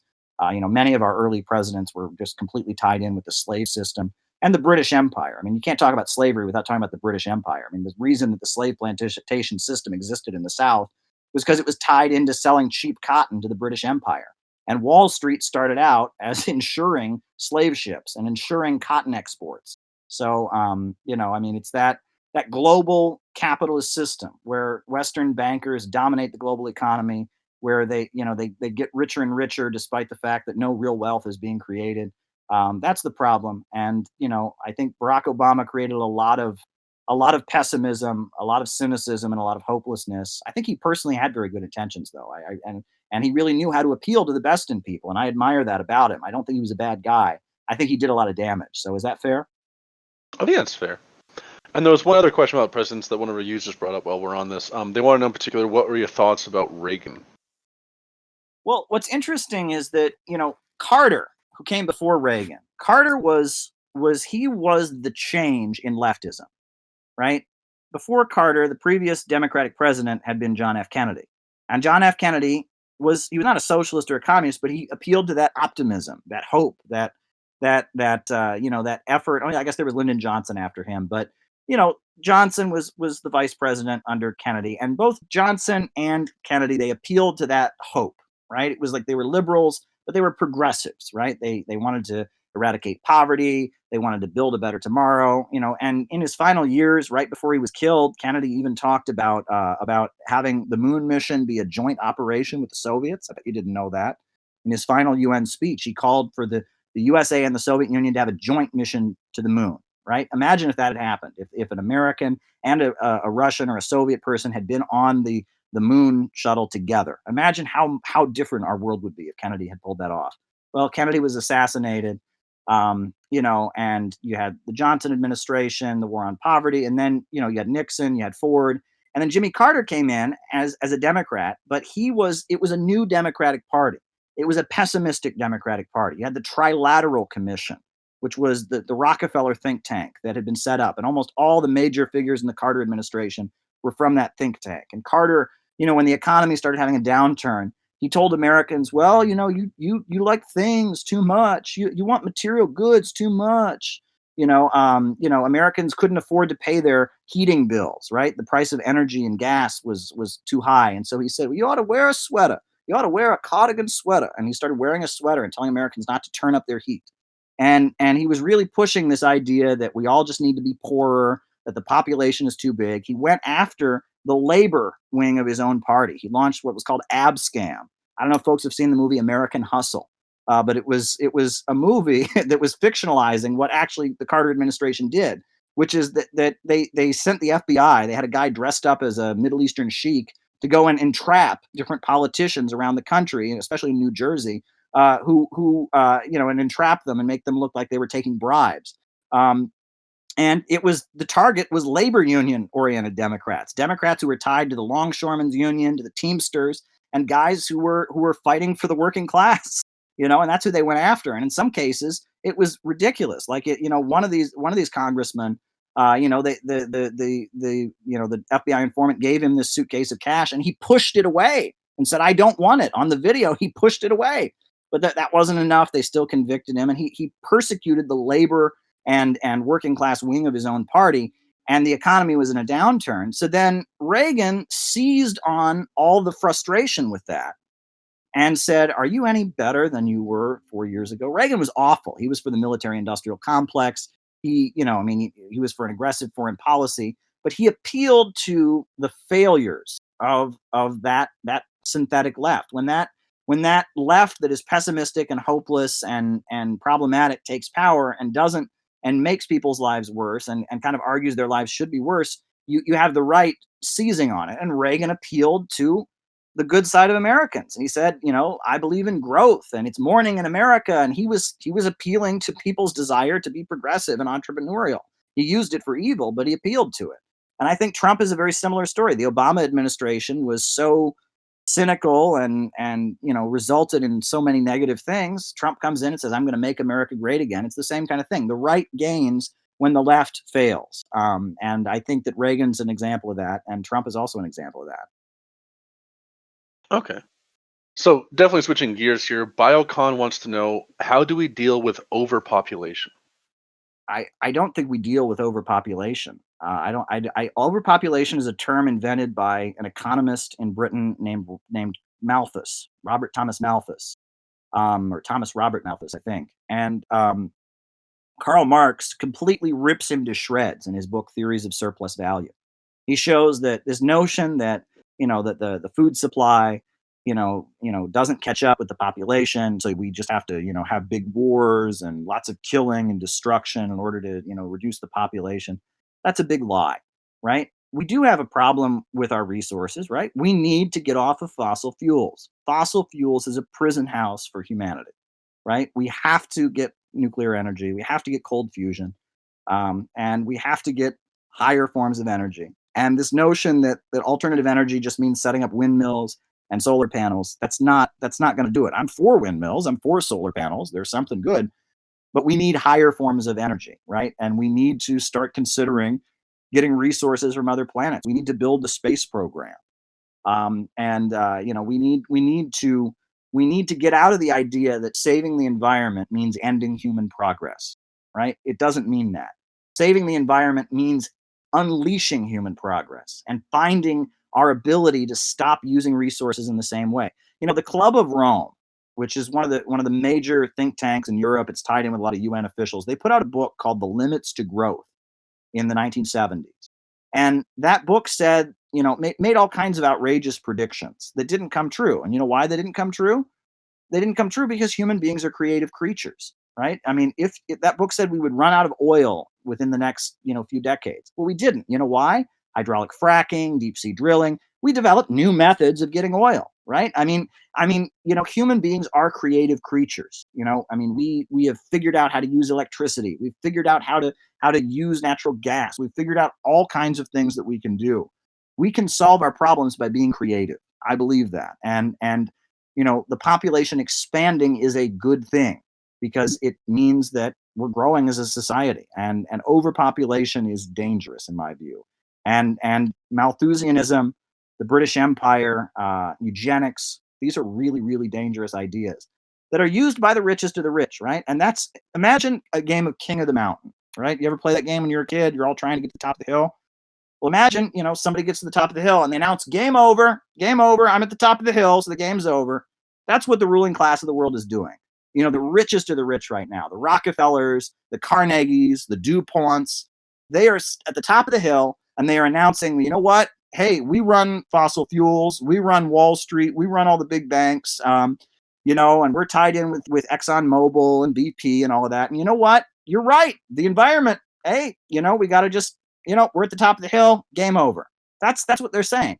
Well, game over is not going to work, right? I mean, countries need to rise out of poverty. New things are left to be invented. The human species is defined by our creativity and our ability to expand. So it can't be game over. We need to find a solution to climate change that's not game over, right? We need to have innovation. We need to advance. We need to think outside the box, but we can't be saying game over. But if you were the ultra rich, if you were the richest of the rich, you would say game over because you're at the top of the hill, right? Eventually, China is rising out of poverty. Russia and China, Eurasia are becoming global superpowers. We're going to live in a multipolar world. We're different. It's not the whole world revolving around the United States and Britain, right? There's going to be a multipolar world where different countries have influence. That's a good thing, in my view. But the effort to stop it is largely an effort to say, game over, overpopulation, let's freeze economic growth around the world, and let's just kind of keep things as they are. I don't agree with it. All right. Our next question comes from our favorite user again, DMMRX, left arrow 80105, right arrow star. They want to know, what do you make of the economic calculation problem? I mean, do they want to get more specific than that? I mean, there's a lot of economic calculation problems. Oh, so when they say like the economic calculation problem, it's the idea that with a command economy, you can't figure out the best way to allocate resources. You're always going to have mismanagement. It's kind of like overproduction in the Soviet Union of certain goods and underproduction of others, etc. And there's the idea that in the free market, you're going to be able to, through in supply demand, find that equilibrium. Well, I think you need a market sector to some degree. I mean, when it came to consumer goods, the Soviet Union had a problem, clearly. The Soviet Union was very good at steel manufacturing. They were very good at electricity. They were very good at education. But when it came to, soda and, consumer goods, I mean, the consumer goods from the West were always better. And I think you need a market sector in a socialist society. China has realized that. I'll tell you the best story I ever heard. I was in Russia and there was a woman I was talking to who had grown up in the 1990s. She had lived through the fall of the Soviet Union. And she told me the fall of the Soviet Union was horrible, just horrible. It was awful economically. And it was her first election to vote, but she just couldn't bring herself to vote for the Communist Party in that election. And you know why? Because she had some sneakers. She had Nike sneakers, right? And it was the first time in her life she'd been able to go and buy Nike sneakers. They didn't have those, right? The Soviet Union had been economically blockaded, and the socialist economic system of the Soviet Union, they didn't produce fancy new sneakers. And so she just couldn't bring herself to vote for the Communist Party. But what's amazing is that China has figured out how you can have both socialism and sneakers. And that's what's amazing, right? In China, the major centers of economic power, banking, most industries are state run, but you have all kinds of independent companies that make consumer goods that are great. And so they have socialism and sneakers. And I think that's great, right? That old Soviet model where everything's run by the government. You have to remember why it came into existence. It was because they didn't have anything before. These were not industrialized societies. And it was socialism that laid the basis for industrializing, both Russia and China, raising them out of poverty, turning them into industrial superpowers. No one ever talks about that. But at the same time, you're right. I mean, people should be able to start their own company to make, a new computer app or a new computer program, right? People should be able to invent a new kind of soda or design unique clothes. I believe in entrepreneurialism when the economy is controlled by society, when you don't have profits in command. But there should be space for entrepreneurialism, for creativity, for market solutions. All right. I'm a little bit surprised by that. Doesn't that? I mean, I'm just asking for you to expand on that because most people who are socialists or communists seem to oppose markets on principle. Do you not see markets as contradictory? Well, no, we need to differentiate between markets and capitalism. Markets long predated capitalism, right? Number one, there were markets in ancient Greece, there were markets in feudalism, and there were markets in socialism. They had stores, right? Products were sold, people voted with their dollars and bought this product or didn't buy that product. The question is, should profits in the market be in control? Should it just be let the market do what it needs to do? Or should we have central planning? Should the government direct how much steel is produced? Should the government make sure that everyone has housing and education? Should the government control the lending of money? That's the difference. When the commanding heights of the economy are under the control of the state and not operating according to profits, and when you have a state that is powerful enough to protect people from the problems of the market, at that point, it's socialism.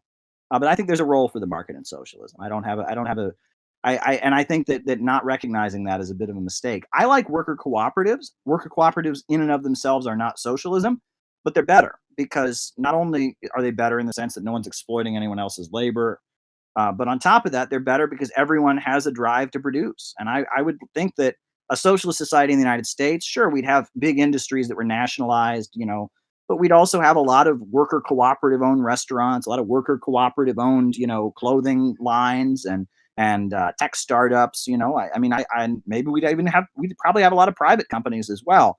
But the idea is we'd have a government of action that would be there to control the economy and there to make sure that people were protected and profits wouldn't have absolute control.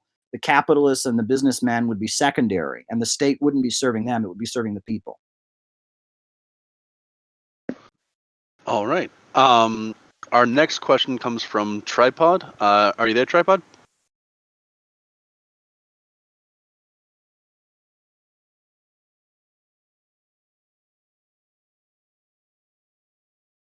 Gonzalo, if you know Gonzalo and all that kind of area of.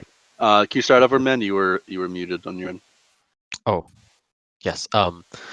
What do you think of Marxism, Leninism, Maoism, and that kind of area, Gonzalo and that stuff, Naxalites?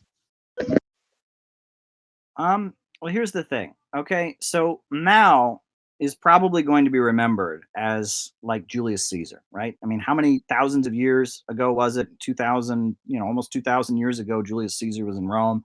We all know about him. We all know about Alexander the Great. There's individuals that have such a big impact on world history they can't be forgotten, right? And Mao started the process of China becoming what it is today, a global superpower. It went from being the sick man of Asia. It's now a global superpower. Mao was a brilliant political organizer. He had a real understanding of China and its unique culture and history and how to organize people. He also had a really unique and brilliant understanding of of Marxism, Leninism, and socialism. He was influenced by Kropotkin and anarchism. No one talks about that, but he was. And Mao was a genius. Maoism, right? And those who call themselves Maoists, those who denounce China and say that China has abandoned Mao's true path, and they are Maoists. Often those folks, I mean, it's not scientific Marxism, it's religion. People who say the Soviet Union became capitalist when Stalin died. China became capitalist after Mao died. All the other countries like Cuba and Vietnam are all fake socialist revisionists because they don't follow Mao's one true holy line. I mean, this is problematic, and that fighting for the rights of rural people and peasants, right, and fighting against the elements of feudalism that still exist in the world today in places like India and Latin America is a very good thing, and they've made their contribution. But in India, for example, right, India has the largest industrial working class of any country in the world outside of China, right? They are the second largest industrial working class in the world. To be in the countryside trying to organize some kind of 1930s peasant war, doesn't make sense. I mean, if you were a revolutionary in India, wouldn't you be trying to organize unions among those workers? But a lot of the Naxal groups, not only do they not do that, they actually assassinate, I kid you not, murder Indian communists who are organizing Indian workers. I mean, I've met with communists from India. They hate the Naxalites. Talk to the Communist Party of India Marxists, talk to the Socialist Unity Center of India, talk to the Communist Party of India. Those people fear for their lives. Naxals, they don't try to unify with those groups. They actively murder people in those groups for being fake socialists and not true revolutionaries. I mean, that's problematic. And when I talk to communists from Peru about the Shining Path, the same thing. They say, we never heard of Gonzalo. We never heard of it, right? And then out of the blue, there's people coming to our meetings with guns and shouting, "Viva Presidente Gonzalo," and trying to blow us away. The fanatical violence those groups are associated with. Violence, not only, violence and adventurous violence against the state or whatever, but even against other socialists and leftists. Very problematic. And again, socialism, yes, organizing the peasantry is important, but in our time, where people are being industrialized, where there's workers in the cities, why fixate on staying in the countryside, trying to reenact, Mao's peasant uprisings in the 1930s? And on top of that, why engage in violence against other leftist groups, and even the violence, the violence those groups have conducted. You read about the Shining Path. I mean, cutting people's heads off. The way they would like hang dogs as their threat. I mean, this is not.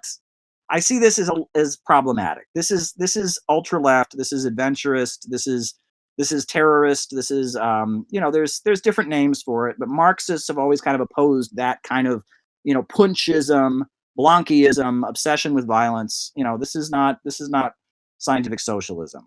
It's very problematic. That's not to say that there aren't political trends that maybe started out in that political current and could develop in a good way. And that's not to say they've never fought for the rights of people who've been suffered and done good work. But at the same time, I see a lot of what those groups do as very problematic, to say the least. And the communists in the countries where those kind of groups operate feel the same way. All right. So I think you've mentioned it a few times, and I've actually got a burning question of my own here. Julius Caesar, hero or tyrant? Michael Parenti wrote an amazing book called, the Assassination of Julius Caesar: A People's History of Ancient Rome. In my book, City Builders and Vandals in Our Age, I actually drew and quoted extensively from that Parenti book. Julius Caesar was a populare, or a populist, right? He fought for the Roman proletariat, right? Rome was the first place in human history where you had the proletariat, right? In Rome, in other countries, you had landowners and serfs, you had slaves and masters, but Rome was the first place where you had people with nothing to sell but their labor power. They weren't owned by anybody else, but they sold their labor power to survive. And in Rome, you started to have homelessness, right? Because if you didn't pay your rent, you were on the street. And the Christian religion, let's remember, Christianity started out in Palestine, but the reason it became the religion that it is today is because it caught on in Rome, when Rome was the center of the world. And it was the religion of the proletarians of Rome, right? And Christians built orphanages for the homeless children. And they had food programs to feed the proletarians, and they preached this kind of message about love thy neighbor. And Christianity served a purpose in Rome as a religion that protected and facilitated the proletariat.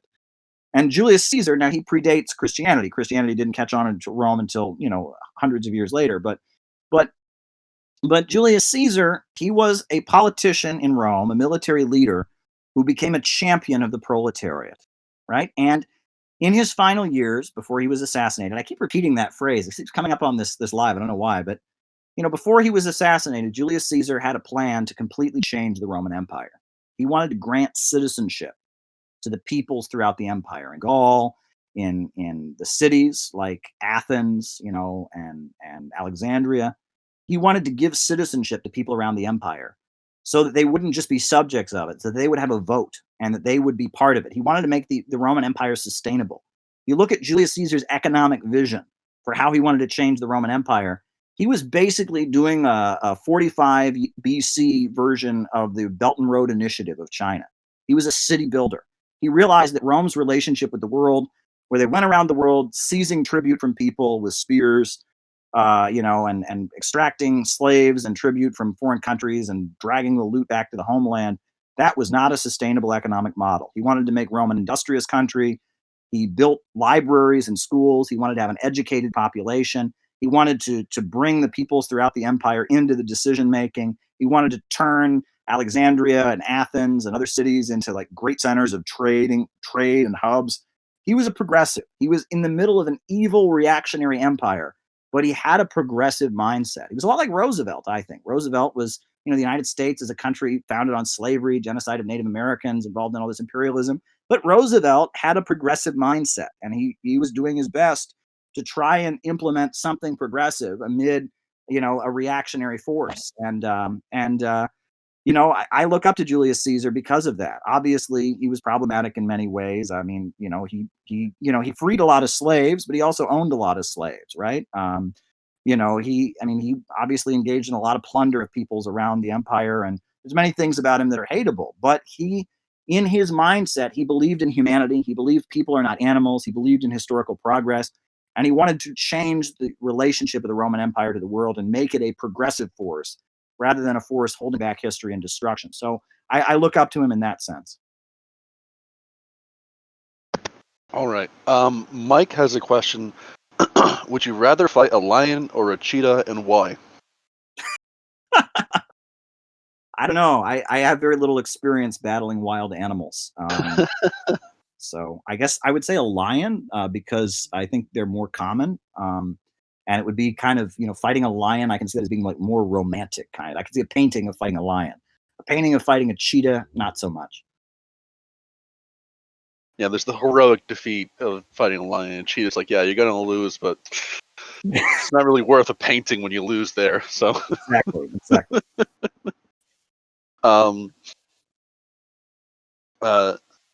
Zoomer Nation wants to know: do you consider yourself an American nationalist? No, for multiple reasons. First of all, America is not a nation, right? A nation is something that's defined in Marxism. Lenin, Stalin, others made a definition of a nation, but Max Weber and others, I mean, a nation is a people with a common culture, common history, a common language. The United States is not a nation. It never has been. We are a country with many different nations in it. And so, I mean, I'm not a nationalist because I'm not, I mean, America is not a nation. You can't be an American nationalist. But on top of that, national chauvinism is a problem, right? Here in the United States, people are always saying, this is the greatest country in the world. This is the greatest country in the world. That's completely arrogant, rude, and disrespectful, right? And if you ask people, hey, why is this the greatest country in the world? Like, what metric have you used? And they just look at you. What are you saying? This isn't the greatest country in the world? How can you not think it's the greatest? And you say, but how did you measure this? Are you saying we have the best economy? Are you saying, well, America's the greatest because we are? I mean, that's awful. That's just awful. It's an awful way of thinking. And it's ignorant, and I'm opposed to chauvinism, right? When you and nationalism in Western capitalist countries tends to be chauvinism. It tends to be my country is better. Your country needs to be more like my country. We're going to invade you and educate you and make you better. I'm opposed to that, right? There are some values I associate with America that are very good, like entrepreneurialism, like hard work, like but at the same time, there are things about this country that are deeply problematic, and I don't think we should be saying we're the greatest and that other countries are just inferior to us. I don't think we should be imposing our way on other people, and so in that sense, I'm definitely not an American nationalist. I guess that's a long way of saying no. Okay. And next question we have here, Muscaro wants to know: do you speak Russian? Nope. And Manoj wants to know: do you consider yourself a globalist? Well, see, what is globalism? There's a divide in the capitalist class of the United States and Western Europe, right?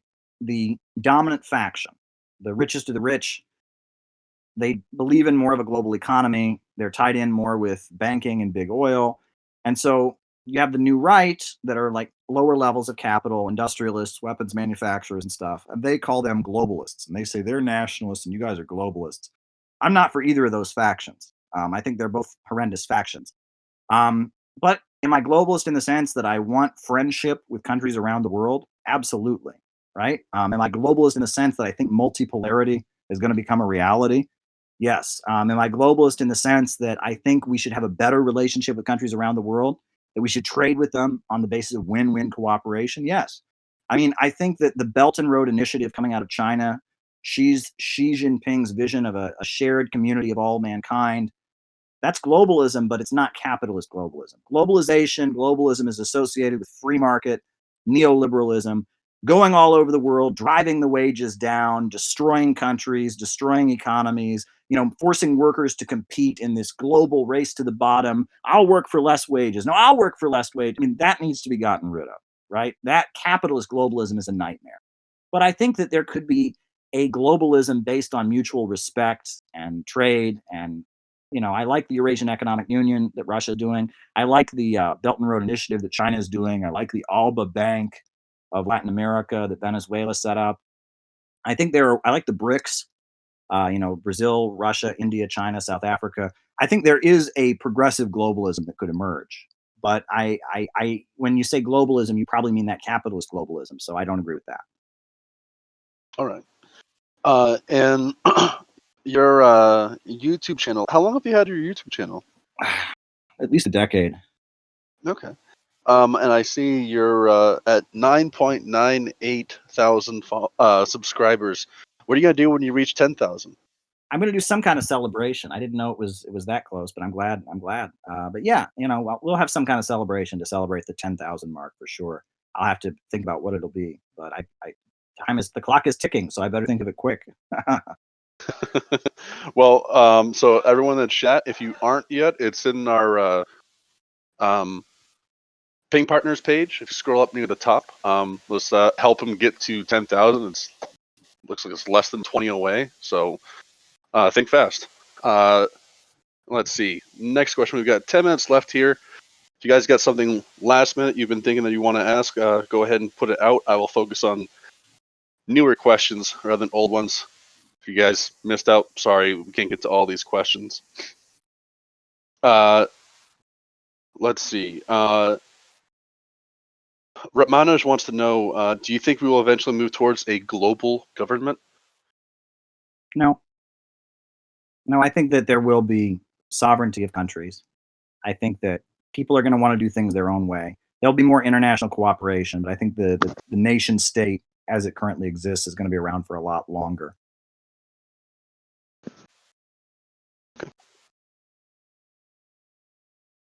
Roving wants to know, what things from Marx and Lenin have you read, and what things would you say you disagree with them when it comes to either Marx or Lenin and their theories?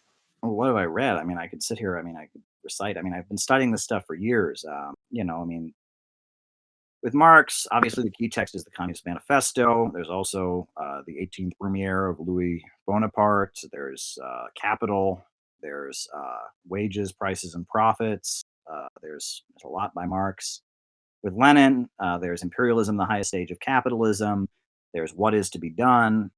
There's The State in Revolution. There's Left-Wing Communism and Infantile Disorder. There's what else? I mean, there's a lot. I actually at one point I owned the complete works of Lenin. I just gave it to a friend of mine. I had the complete works of Lenin, all like 47 volumes, I think, at one point. And I used to just take one of them with me on the subway on the way to work. I just randomly pick one and just skim it on the train, read the letters he wrote to people, read the arguments he was having, the little articles he wrote for socialist newspapers. But I think with Marx, the main thing I disagree with Marx is that Marx thought that Western capitalism, because it was the most advanced, would just expand across the world. And that when it expanded to places like India and Africa, it would bring this advanced Western capitalism to those countries and make them more advanced. He didn't foresee the development of imperialism, and that Marx was quite Eurocentric. And that I don't agree with. I think that Marx also, at the time, you have to remember, coming out of feudalism, right? During feudalism, there was no recognition that people were biological creatures. There was no recognition that human beings, have an animalistic side. It was kind of all thought that human beings were just souls. They could obey God or not obey God. They could obey their masters on earth or not. And so the Enlightenment, and then eventually, the rise of capitalism in Europe and the Romantic era, this idea that human beings, are animals, right? That they pursue pleasure, they avoid pain. That was very revolutionary at the time, right? Because you couldn't say that during the time of feudalism. Human beings were viewed only as spiritual creatures, and so Marx and Freud and Charles Darwin and others came along and said human beings are animals. They have biological impulses, and we're going to interpret human beings in that way. And that was very revolutionary at that time. I think Marx went a little bit too far with it, and so did Freud. And that they kind of saw people as animals. And that Marx, even in some of his letters that he writes to Engels, he's saying, why am I doing this, right? According to my theories, socialism will just kind of naturally happen because it's in everyone's own interest, right? And that Marx kind of underestimated the spiritual quality of human beings, the ability of human beings to fight for a cause that's greater than themselves, to work against their own interests for what they believe is right. Yeah, underestimated that to some degree. With Lenin, I think that Lenin, there's a lot of things that you can look up to about Lenin. But at the same time, there's, with Lenin, he was very, very obsessed with nationalities. And that many have argued that he tried to emphasize the differences of people within the socialist countries, within the Soviet Union, a little bit too much. And that may have been problematic. But maybe, at the time, again, the Russian Empire had, not allowed people to develop their own language, had suppressed cultures of people in Moldova and Ukraine and places like that. So Lenin really emphasized the cultural differences and really emphasized different nationalities. And again, he's trying to correct a mistake and maybe going a little bit too far with it. So I think everything has to be put in proper context. It's not a question of right and wrong. It's a question of understanding why people said things and what happened as a result of why they said them. You don't want to think of things as this is right, this is wrong. You want to think of things scientifically. Why did they do what they did? What was the result of them doing what they did? And think of it that way. All right. So we've got a lot of people asking about this. I'm sure I'll butcher this name because, as I say, sorry, I don't speak Kami. What do you think of Rhea Dunayevskaya? You know what that roughly is? Yeah, I'm not a fan. That's the new left. That's Marxist humanism. That's that's getting into existentialism and getting into that's the kind of stuff that the CIA pushed. The synthetic left. This left that's anti-Soviet. I mean, that's I'm in a different category as someone who's labeled a tanky, someone who has admiration for the Soviet Union and China and such. I'm in a completely different category. I view that as new left. Is it critical for someone who's a communist or a socialist to read theory?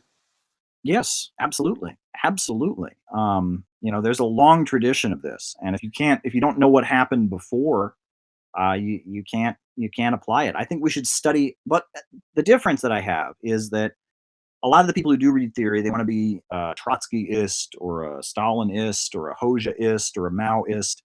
I don't think you should be any kind of ist. I think you should study all of it, but blindly adhere to none of it. Right? I study anarchism. I study Trotskyism. I study social democracy. I study Mao. I study Stalin. I study Enver Hoxha. I study Ho Chi Minh, but I don't blindly adhere to any of it. And that's what people should do. They should wrangle with these big questions, study socialist leaders of the past, but there's no reason to adopt it as your new faith. You should read it scientifically. All right. And Mike wants to know: do you own Bitcoin? No. Do you have any thoughts on Bitcoin? Nope. All right. Um. Let's see here. Silent Liberal Tory wants to know: what are your opinions on the British national healthcare system? I mean, it's underfunded. It's having problems, but right now the free market extremist elements are trying to completely dismantle it, and that would make things a lot worse. And that it came into existence because of the Soviet Union. If it were not for the Soviet Union and the class struggle that existed throughout Europe, and as a result of the Soviet Union and the Soviet Union's example of building a national healthcare system over there, the capitalists of Britain would never have been in a situation where they allowed it to come into existence. It came into existence as a result of socialism. Free market capitalism is now trying to dismantle it. Okay. And we've had multiple questions about this, roughly. Sybin phrases it: do you believe the friction between the U.S. and China will result in war? I really hope not, and I believe it won't, because I believe let me just put it this blatantly, right? This is not going to win me any points, but I'm sorry, but a war with China, they would kick our ass. Okay. And I think that the leaders of this country know that. And, it wouldn't be desirable. Millions of people would die. I mean, that would be more like a that would be like an Armageddon Mad Max kind of situation.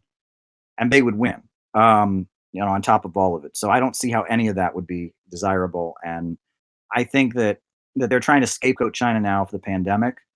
There may be more proxy wars around the world, but I don't think our leaders are stupid enough to try to have a full-on confrontation with China. And I think that there will be more polarization. Our leaders are going to try to suppress China more, blame China more, scapegoat China more, but there's not going to be a full-on direct confrontation because that would be Armageddon. That would be World War III, and that's not something that we're prepared for. And honestly, I will say, think about people our age. I'm a millennial. Think about millennials, Generation Z. I mean, do you really see those folks putting on uniforms and being airdropped into China to? I mean, come on now. You know what I'm saying? I'm sorry, but I think great wars of the generations past are a little bit passe for the United States in our time. I just don't see culturally. I just don't see us doing that kind of thing. Yeah, I mean, we're happy to have other people do it for us, like proxies, but we're kind of like the Roman Empire at this point. We can't fight our own wars. I don't see us raising an army among our population and sending them to have a big confrontation with another powerful country. And Suggest wants to know, obviously we talked about different labels that have been applied to you, and you've accepted socialist, communist, Marxist, Leninist. Which label do you prefer? I call myself a 21st century socialist. All right. So, I mean, we're at 2 hours here. So for everyone here, sorry we couldn't get all your questions. I noticed in near the end there were 10 questions in less than 60 seconds. Can't get through all of these. Really appreciate you coming on here. Love to have you on again in the future. Everyone, make sure you do check out Caleb's Discord. It's posted in the Ping Partners channel. Check out his YouTube. Like I said, he's less than 20 away from getting 10,000. Let's help him get there. And also, I'm curious here. We've had debates before. I didn't really know much what's going on with this, but I saw a little bit of the thing with Vosh. And I went ahead and asked him because we've actually hosted a bunch of debates here. Vosh has, I think, been here 3 times. Stefan Molyneux's been here 3 times. Vosh said that, he's really interested only in having that on his own channel, which is his choice. But would you be interested in having a debate here with someone else, perhaps a capitalist? Sure. All right. So I'll reach out and find something. I'm sure we can find something in short order and get back to you on that. All right. Sounds good. Yeah. Have me on anytime. We're all sitting at home Corona streaming. I may not have as much time when I'm, back at work every day, but yeah, I love these engagements. I've had a great time here. Great questions. Yeah. And once again, I really appreciate it. So guys, let's see. So, sorry, man. Yeah, again, thanks. Really appreciate it, and look forward to having you on again in the future. Sure thing. My pleasure. All right. There's where